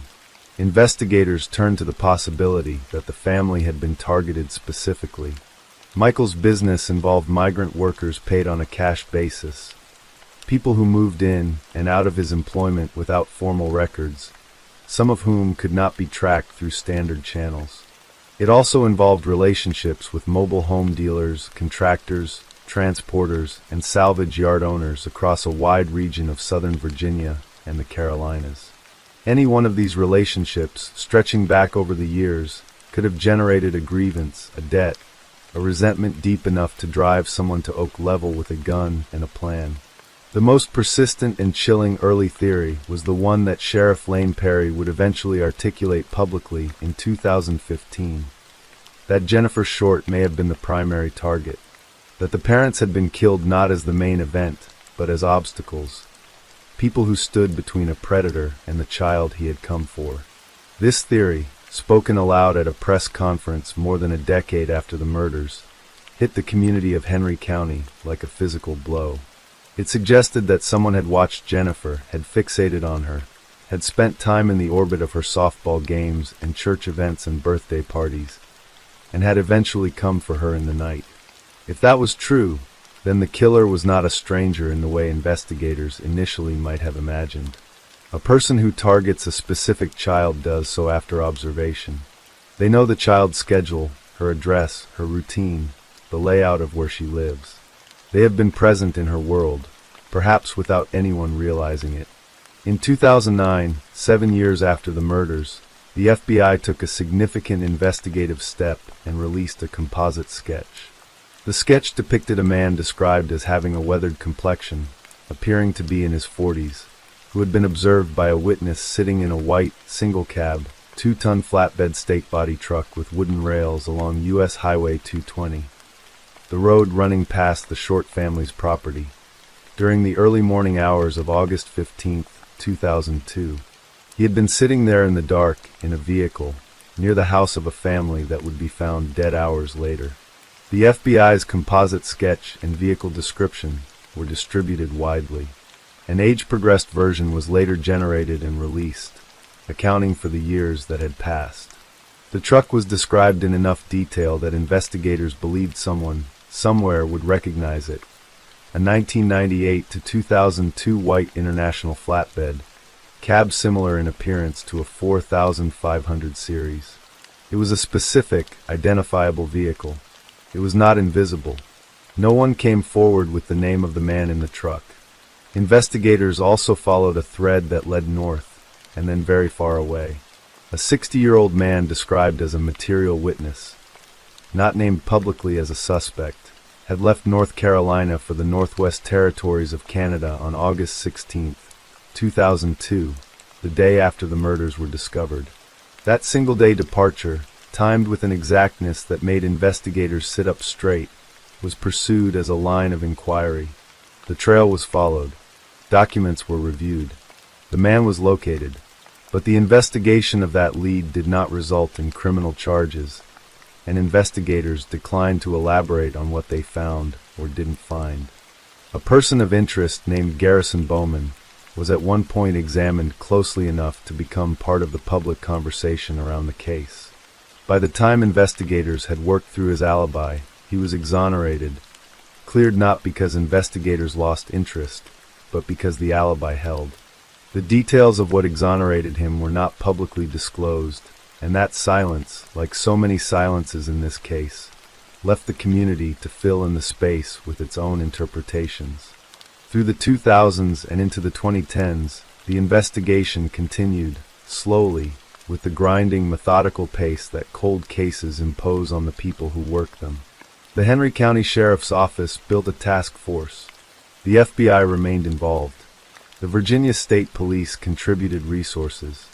In 2021, Sheriff Lane Perry assembled a multi-agency task force specifically to re-examine the physical evidence with new scientific eyes, including the advanced DNA testing technologies that had not existed in 2002 and that had, in the intervening years, solved cases that once seemed permanently closed. In 2022, 20 years after the murders, Perry announced that the county had been awarded a grant to fund enhanced scientific testing on the 66 boxes of evidence collected from the Short home. Every item, every casing, every surface that might carry biological material would be subjected to the most current forensic analysis available. Any advancement that could possibly break something will be done, Perry said publicly. The task force's work drew people into the story who had not previously been part of it. Investigators from multiple jurisdictions, federal agents, forensic specialists. The U.S. Attorney's Office became involved. The message being sent was unmistakable. This case was not forgotten, and it was not going to be quietly shelved. Each summer, a group of motorcyclists made the ride from Henry County, Virginia, to Rockingham County, North Carolina, tracing in daylight the route the killer had likely driven in darkness more than 2 decades earlier. The ride was organized for years by Ray Reynolds, a former neighbor of the Shorts, who had made a promise to himself and to the community that he would keep going until someone was brought to justice. Reynolds, aging and dealing with health issues that eventually forced him to step back, spoke about the rides with a grief that had not softened with time. "I made a promise I'd continue to do this until someone was brought to justice," he said, "and it just breaks my heart that this has not been solved. If any of you have kids, love your kids all you can. Just think about what the Short family's been through, and what happened to that little girl." A scholarship in Jennifer Short's name was established and funded through the proceeds of those rides. The child who never made it to her 10th birthday was remembered, year after year, by people who had watched her play in the yard, who could still see her in the specific way neighbors see children, the particular image of small feet in the grass outside a house that no longer stands. Because the house is gone too. In February 2019, 16 years after the murders, the Short family home on Virginia Avenue in Bassett burned to the ground.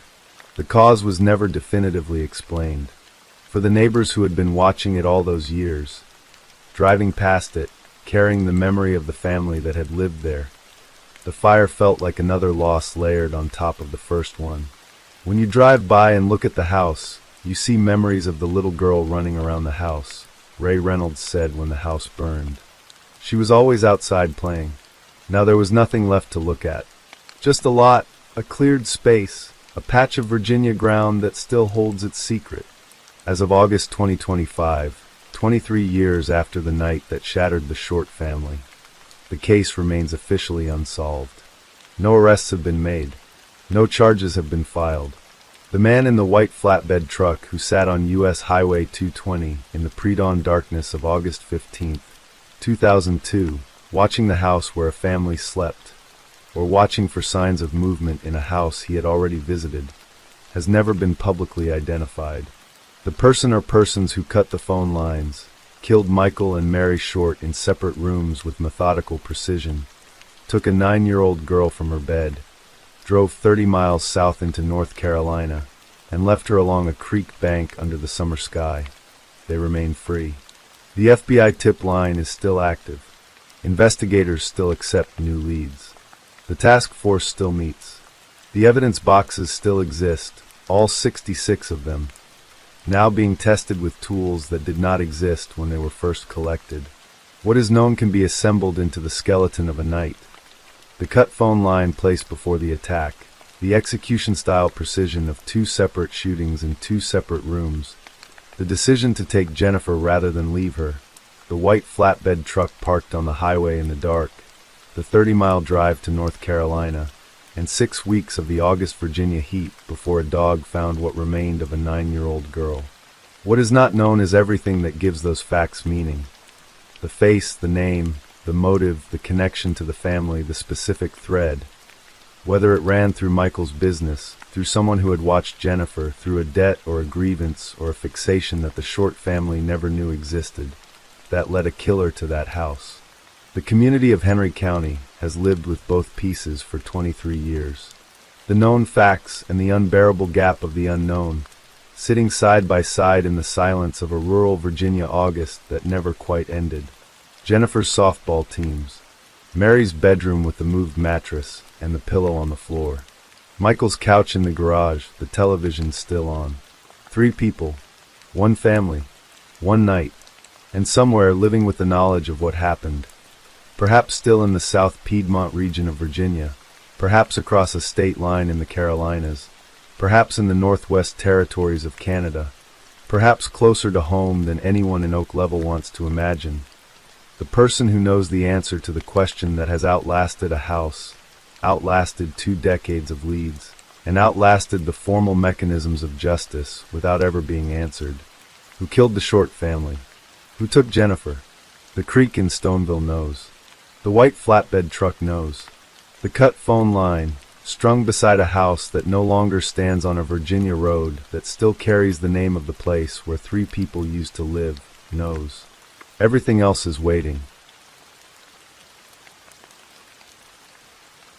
Story 6. The house on Apollo Way sat in a quiet corner of Mount Olive, New Jersey, a modest, pleasant home on a tree-lined street in Morris County, where the pace of life moved slowly and neighbors rarely had cause for alarm.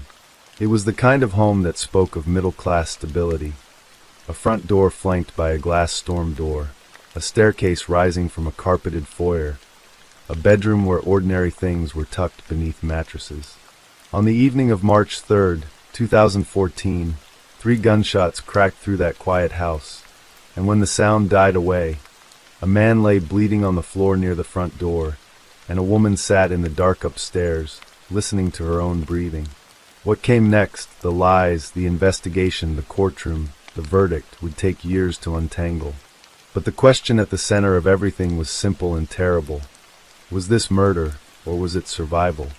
Virginia Vertitas had spent most of her life searching for the thing she wanted most, a stable, loving relationship that would not eventually crumble beneath her.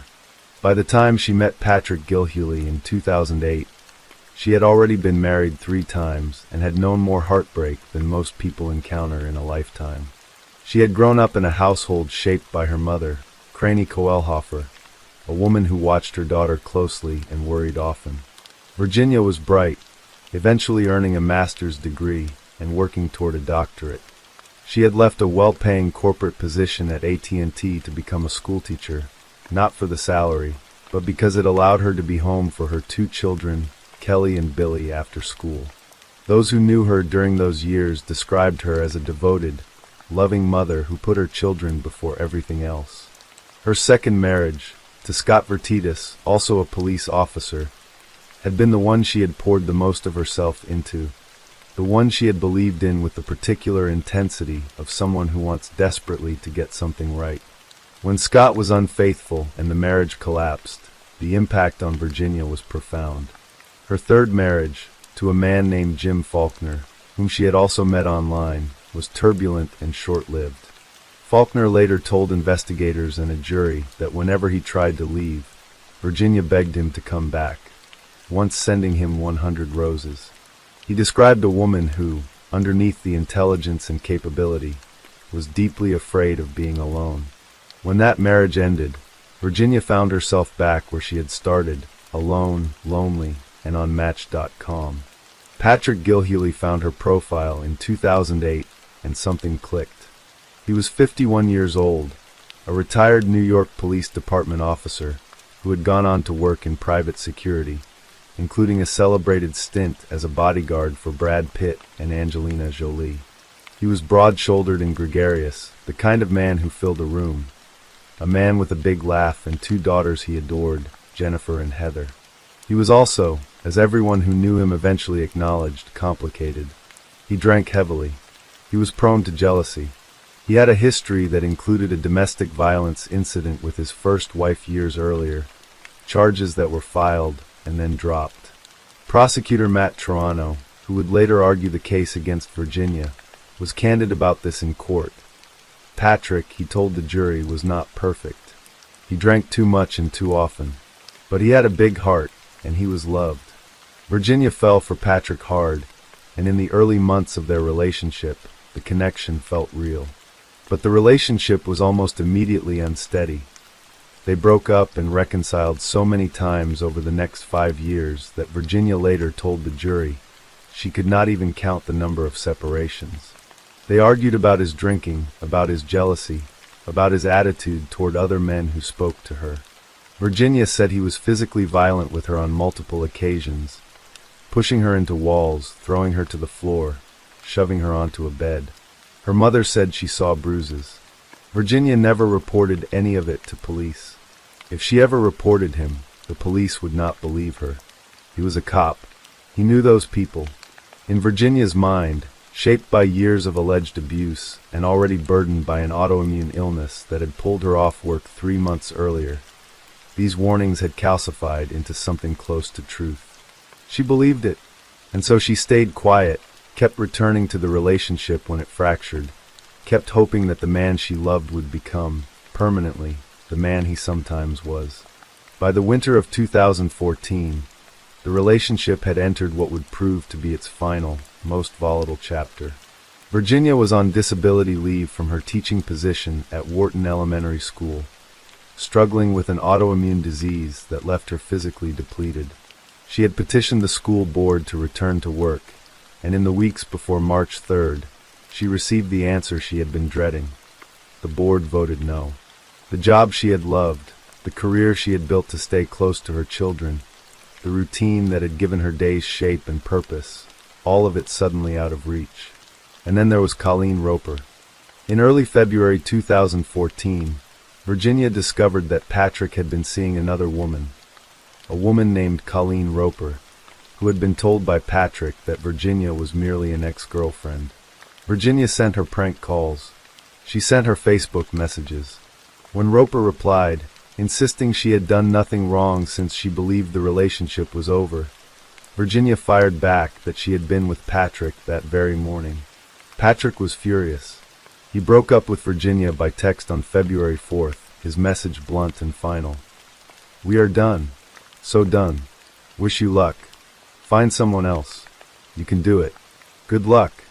But endings in this relationship never seemed to hold. Virginia reached out again. She told Patrick she had been diagnosed with multiple sclerosis, a claim she would later admit to the jury was not entirely accurate. She used the illness to appeal to his sympathy, to keep him close. She sent him texts that, when read aloud in a courtroom months later, were painfully revealing of how desperate she had become to hold on to him. The prosecution used these messages to build their portrait of a woman consumed by obsession, a woman who, when Patrick finally decided to walk away for good, chose not to let him go.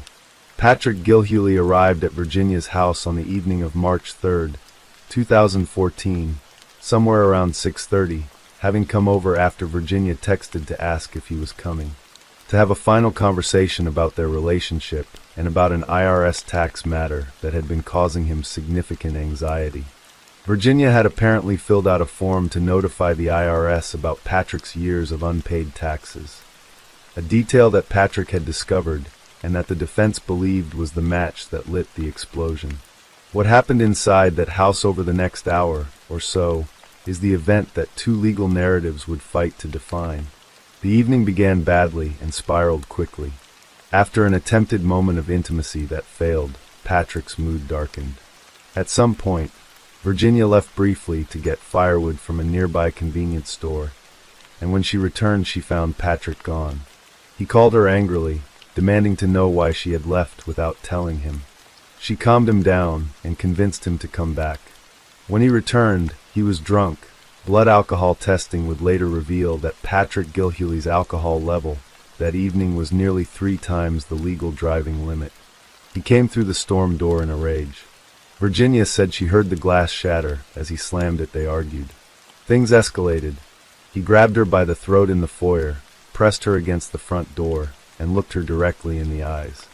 "I'm going to kill you," he told her. She believed him. She tore herself away and ran up the stairs to her bedroom. She reached under the mattress and found the .38 caliber revolver that Patrick had left there years ago, back in the spring of 2012. A gun he had left because she didn't like being alone, because she was afraid. She grabbed it. She came to the bedroom doorway. She aimed it toward the staircase, and she fired. 3 shots. Then silence. Patrick Gilhilly was found by responding officers just inside the front door. He was shot multiple times, including wounds to his hand, neck, arm, and back. He was dead. Virginia called 911 25 minutes after the shooting. And when she called, she told a lie. "Somebody was breaking into my house," she said, her voice shaking. "I didn't know who was coming in. I was in bed. Nobody had been breaking into her house." She had known exactly who was there. The lie on the 911 call became one of the most damaging elements of Virginia's case from the moment investigators began working the scene. Officers who arrived found Patrick's body near the door. They found Virginia's bedroom shower still warm and wet. They found a pair of pink pajama pants spinning inside a running washing machine. And they found Patrick's cell phone resting inside the pocket of his jeans, a detail that would generate one of the most gripping debates of the subsequent trial. Patrick had made 6 phone calls in the 4 minutes before he was shot. 3 of them went to his daughter Jennifer. The other 3 went to friends. Jennifer Gilhilly described what she heard during those calls with a composure that kept fracturing under the weight of what she was saying. She heard her father screaming that she was hitting him. She heard him telling her to stop. She heard the line go quiet and then fill with gunfire. "She's shooting," he managed to say. And then the call went dead. It was the last time Jennifer Gilhilly ever spoke to her father. The prosecution's theory was straightforward and devastating in its simplicity. Virginia Vertitis had been unable to accept that Patrick Gilhilly was leaving her. She had isolated herself from her job, was struggling with her health, had lost daily contact with her son Billy, and was on the verge of losing the one relationship that had defined her emotional life for 6 years. On the night of March 3rd, she had not been defending herself. She had been attacking him. The phone calls he made were his desperate attempts to tell someone what was happening before it was too late. The prosecution argued that Patrick's phone had ended up in his pocket not because he had placed it there, but because Virginia had placed it there during the 25 minutes between the shooting and the 911 call, staging the scene to match the story she intended to tell. They believed she had scratched her own arms in the interrogation room, where she was held for 13 hours without giving a formal statement, manufacturing evidence of a struggle that never happened. Interrogation room footage, which would later be shown to the jury, appeared to show Virginia making scratching motions on her arms during the long hours she sat alone. And then there was the glass storm door. Virginia's account required the storm door to have already been shattered by Patrick in his fury before the shooting began. But when forensic expert Howard Ryan examined the bullet hole in the door, he found something that flatly contradicted that timeline. When a bullet passes through intact glass, it produces radiating fracture lines that spread outward from the point of impact, a distinctive physical signature. When a bullet passes through glass that is already broken, no such lines form. The storm door at Virginia's house showed clear radial fracture lines emanating from the bullet hole. The glass had been intact when the bullet went through it. The glass had not been broken before the shooting. Patrick had not shattered it in rage. The door had been broken by the gunfire itself. It was a quiet, precise piece of evidence, but its implications were enormous. It meant that a central element of Virginia's story, the enraged ex-boyfriend who smashed the door on his way in, could not have happened the way she described. The defense pushed back at every turn. Ed Bylinkas, Virginia's lead attorney, was relentless and impassioned. He called legendary forensic pathologist Dr. Cyril Wecht, a man whose career had included the Kennedy assassination and the death of Elvis Presley, to analyze the wound on Patrick's right hand.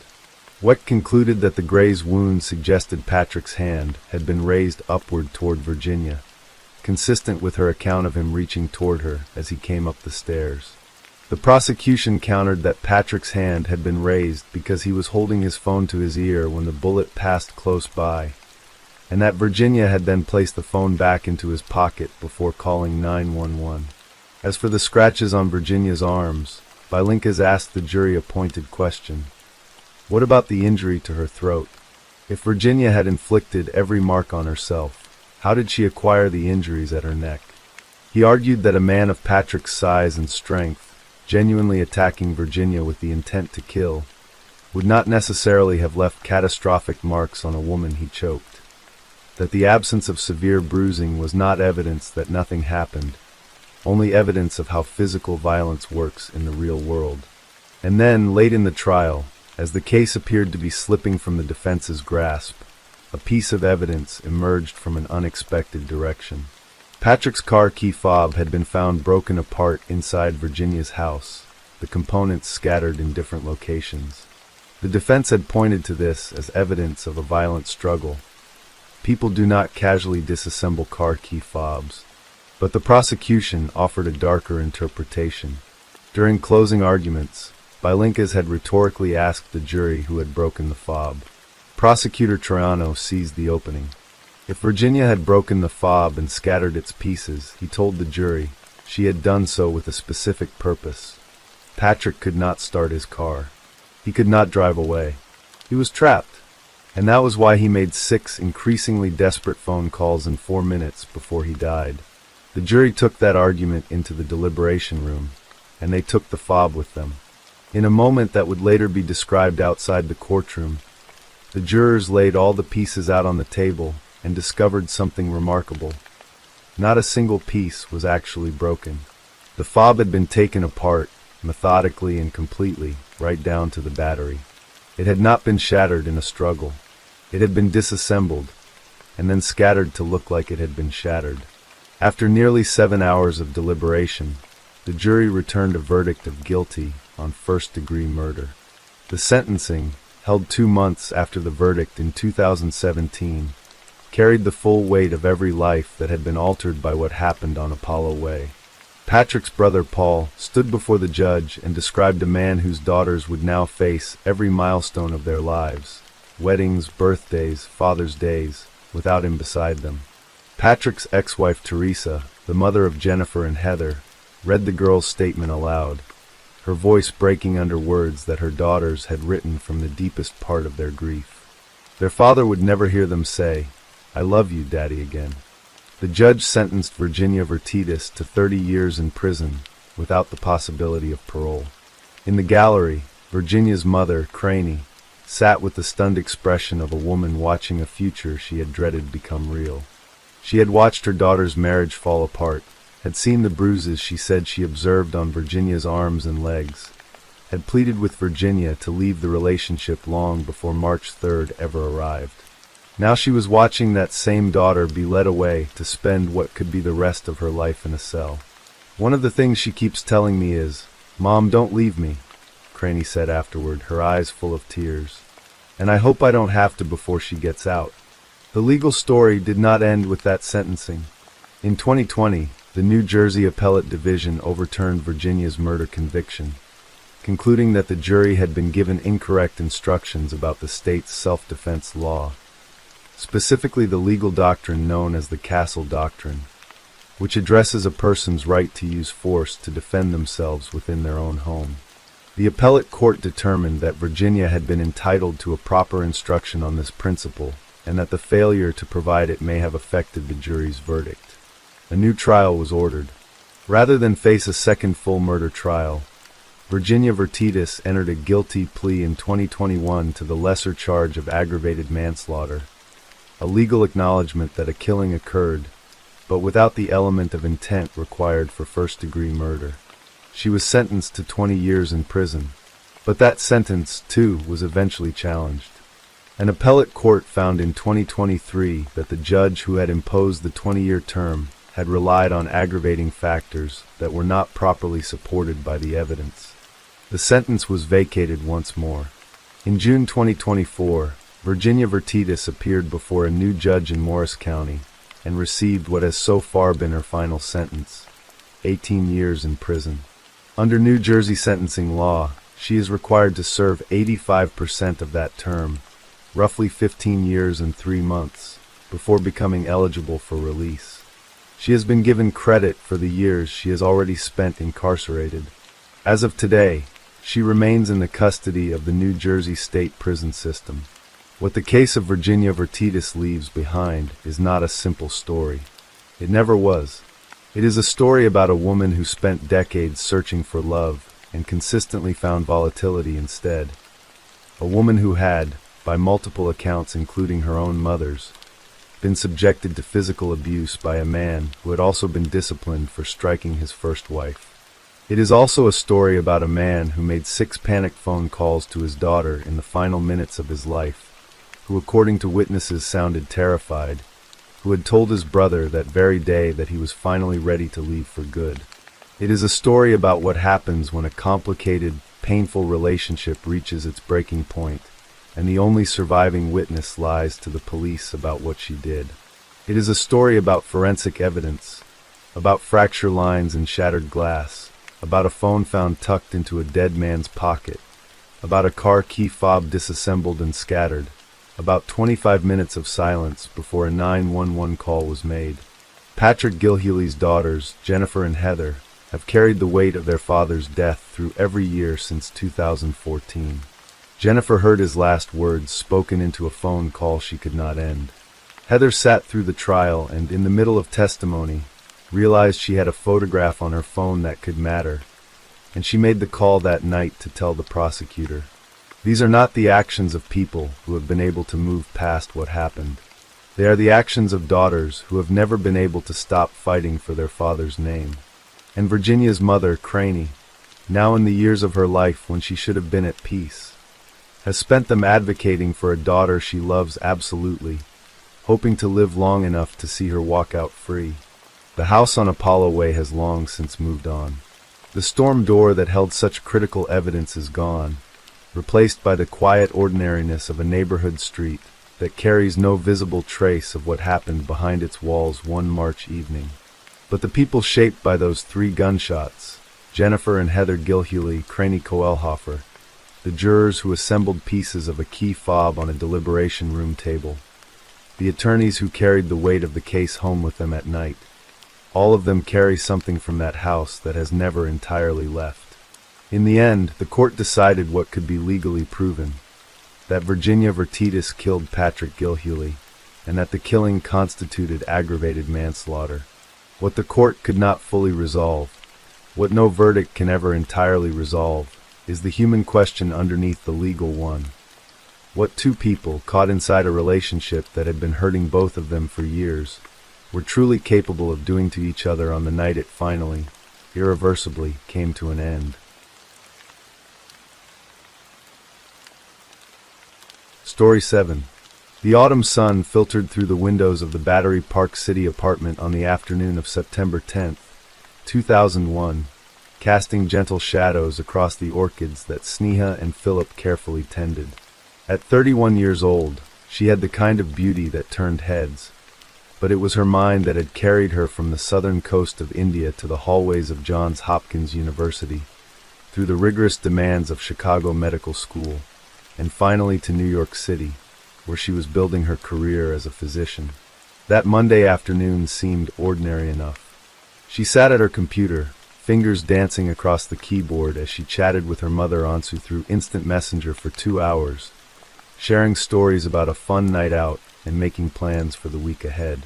The conversation was warm and easy, the kind that mothers and daughters share when distance separates them, but love bridges the gap.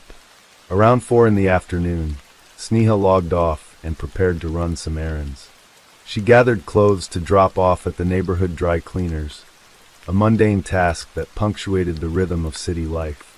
Afterward, she made her way to Century 21, the famous discount department store that had become a destination for New Yorkers seeking designer goods at reasonable prices. The store stood close to her apartment, just a short walk from the towering presence of the World Trade Center that dominated the downtown skyline.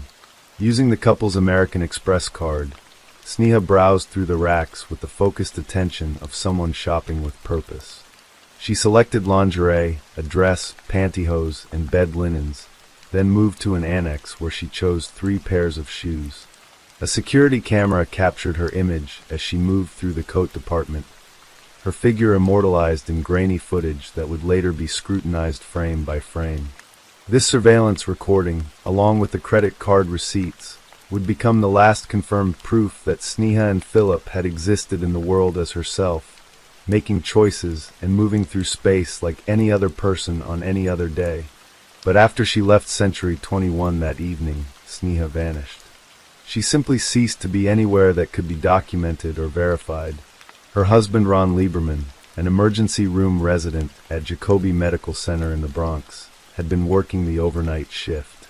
When he returned home that night, Sneha was not there. This absence did not immediately alarm him.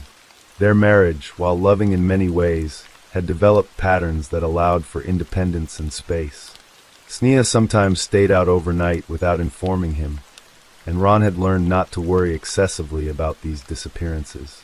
He prepared for his next shift and left again early the next morning, still without seeing his wife.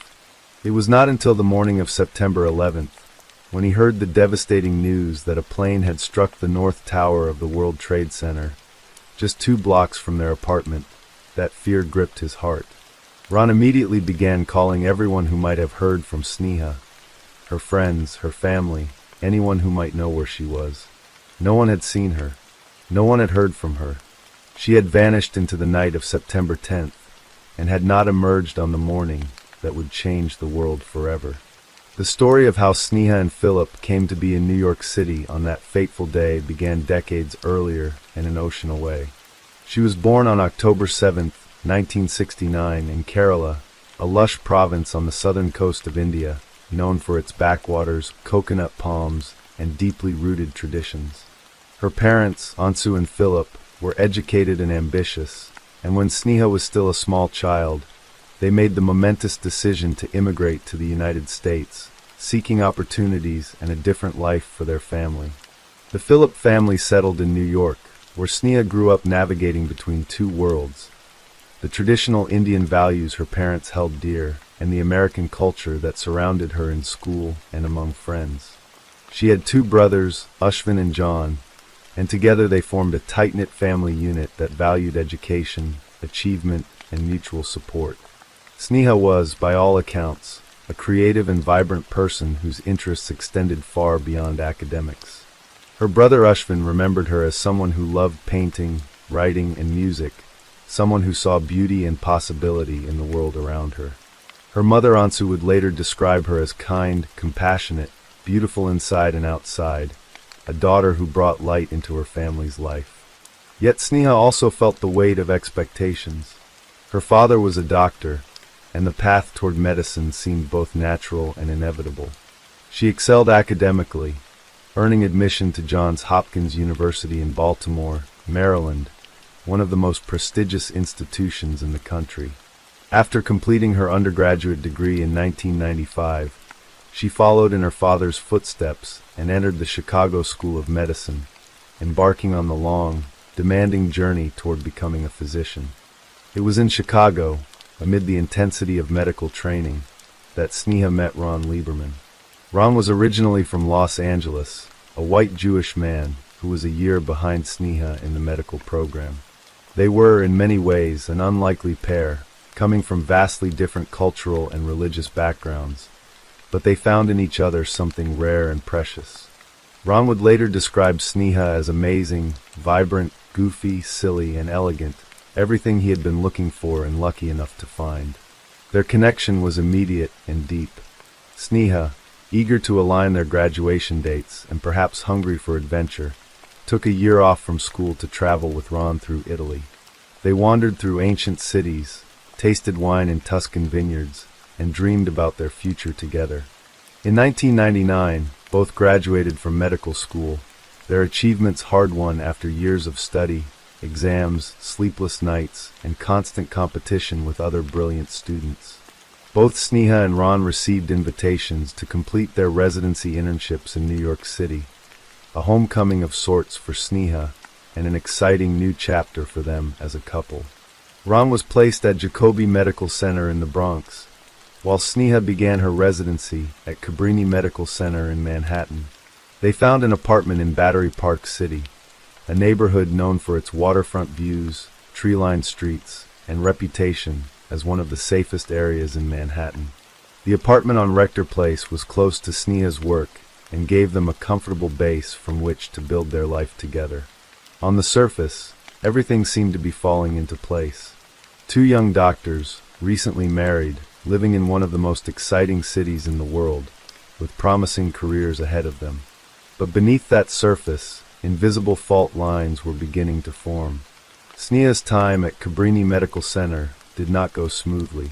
Residency is notoriously grueling, demanding long hours, immense responsibility, and the ability to function under extreme pressure. Somewhere during this period, Sneha began to struggle. Reports would later surface indicating that she had developed issues related to alcohol, drinking in ways that interfered with her professional performance. The hospital administration took notice. When her contract came up for renewal, Cabrini Medical Center made the difficult decision not to extend it, citing these alcohol-related concerns. For someone who had worked so hard to reach this point, who had sacrificed and studied and pushed herself through years of demanding education, this rejection must have been devastating. She had not completed her first residency, and the question of why hung over her like a shadow. Sneha found a second chance at St. Vincent's Medical Center on Staten Island. She entered this new position hoping to prove herself, to overcome whatever difficulties had plagued her at Cabrini. But the fresh start did not bring the resolution she needed. St. Vincent's required her to attend meetings with a substance abuse counselor, an acknowledgement that her problems were recognized and needed to be addressed. Sneha, however, did not show up to these required meetings. Her absence was noted, and the hospital responded by suspending her from the residency program. Her medical career, once so full of promise, was now in serious jeopardy. The dream she had worked toward since childhood was slipping through her fingers. At the same time, Sneha's personal life was becoming increasingly complicated. According to police reports that would later be compiled, her marriage to Ron was experiencing strain. Sneha had begun going out at night without telling her husband where she was or when she would return. Sometimes she would stay out all night, coming home the next day with little explanation. Some of these nights were spent at lesbian bars, where witnesses reported seeing her meet women and leave with them. Adding to the mounting pressure, Sneha faced legal trouble. She had been involved in an incident at a bar that resulted in her spending a night in jail. More seriously, she had filed a complaint against a colleague, a male co-resident from Cabrini Medical Center, accusing him of groping her during a night out in June 2001. The colleague denied the allegations, and after an investigation, police determined that Sneha had filed a false complaint. She was arrested and charged with this misdemeanor offense. The criminal charge hung over her as she navigated the wreckage of her professional life and the tensions in her marriage.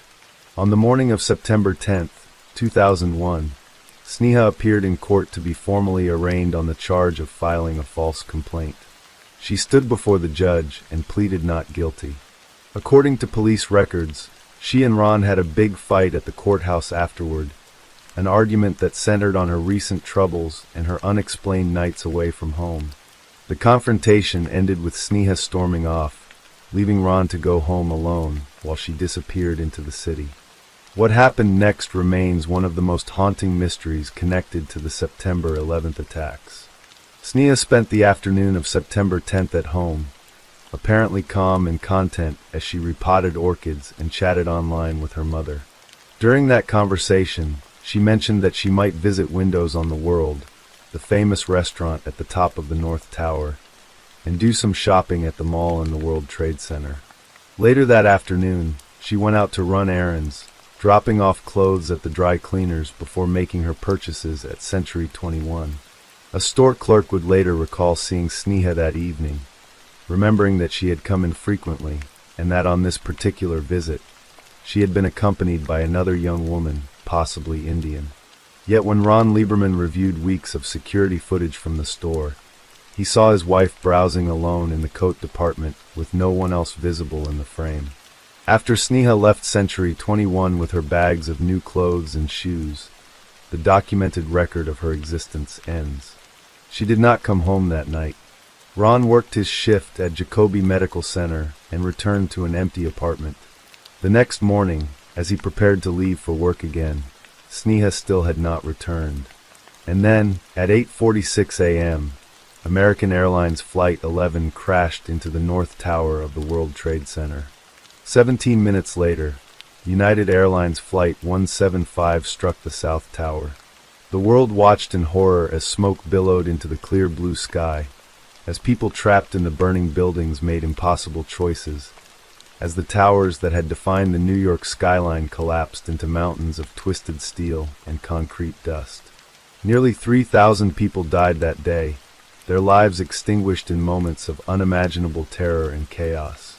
When Ron heard the news of the attacks, his first thought was of Sneha. He called everyone he could think of, desperately seeking any information about his wife's whereabouts. No one had seen her since the previous evening. In the days that followed, as the city reeled from the tragedy and families desperately searched for missing loved ones, Ron posted flyers with Sneha's photograph, hoping someone would remember seeing her. Sneha was initially listed among the victims of the September 11th attacks, her name added to the growing roster of those presumed dead. Her family clung to a theory that made sense of the senseless, that Sneha, with her medical training and her compassionate heart, had been near the World Trade Center when the planes hit, that she had rushed toward the towers to help the injured, and that she had perished in the collapse while trying to save others. It was a narrative that honored her memory and gave meaning to her loss, transforming her disappearance into an act of heroism. Ron hired a private investigator named Ken Gallant, a former FBI agent, to help him search for answers. Gallant uncovered 2 pieces of evidence that suggested Sneha might have returned to the apartment building on the morning of September 11th. The first was a phone call made from the couple's home phone to Ron's cell phone early that morning. The second was footage from security cameras in the apartment lobby that showed movement consistent with someone entering the building. These clues were tantalizing but inconclusive.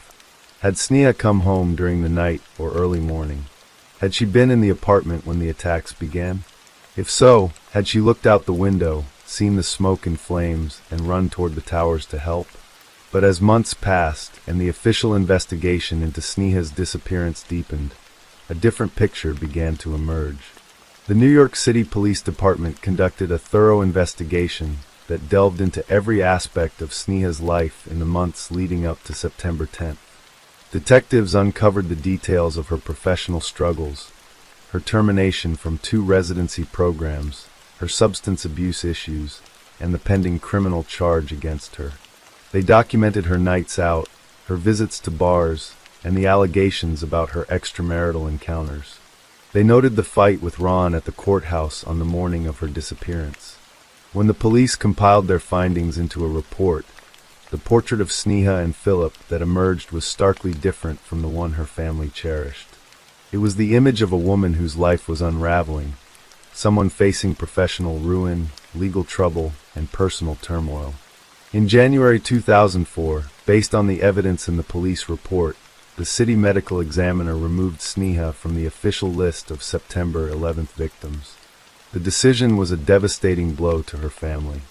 In 2006, a surrogate's court judge, Renee Roth, reviewed the case and ruled that there was no clear evidence establishing that Sneha had died on September 11th.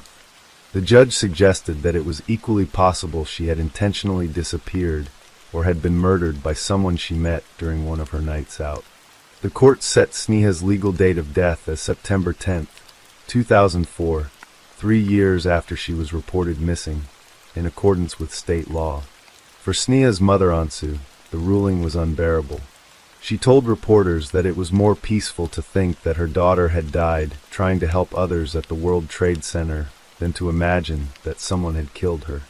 Being denied the recognition of Sneha as a September 11th victim added another layer of grief to the family's suffering. Ron Lieberman and the Philip family fought back.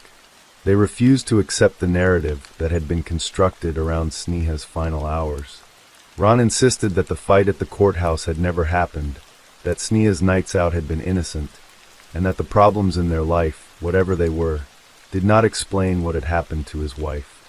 John Philip maintained that the allegations about his girlfriend were completely false, fabricated by police for reasons he could not understand.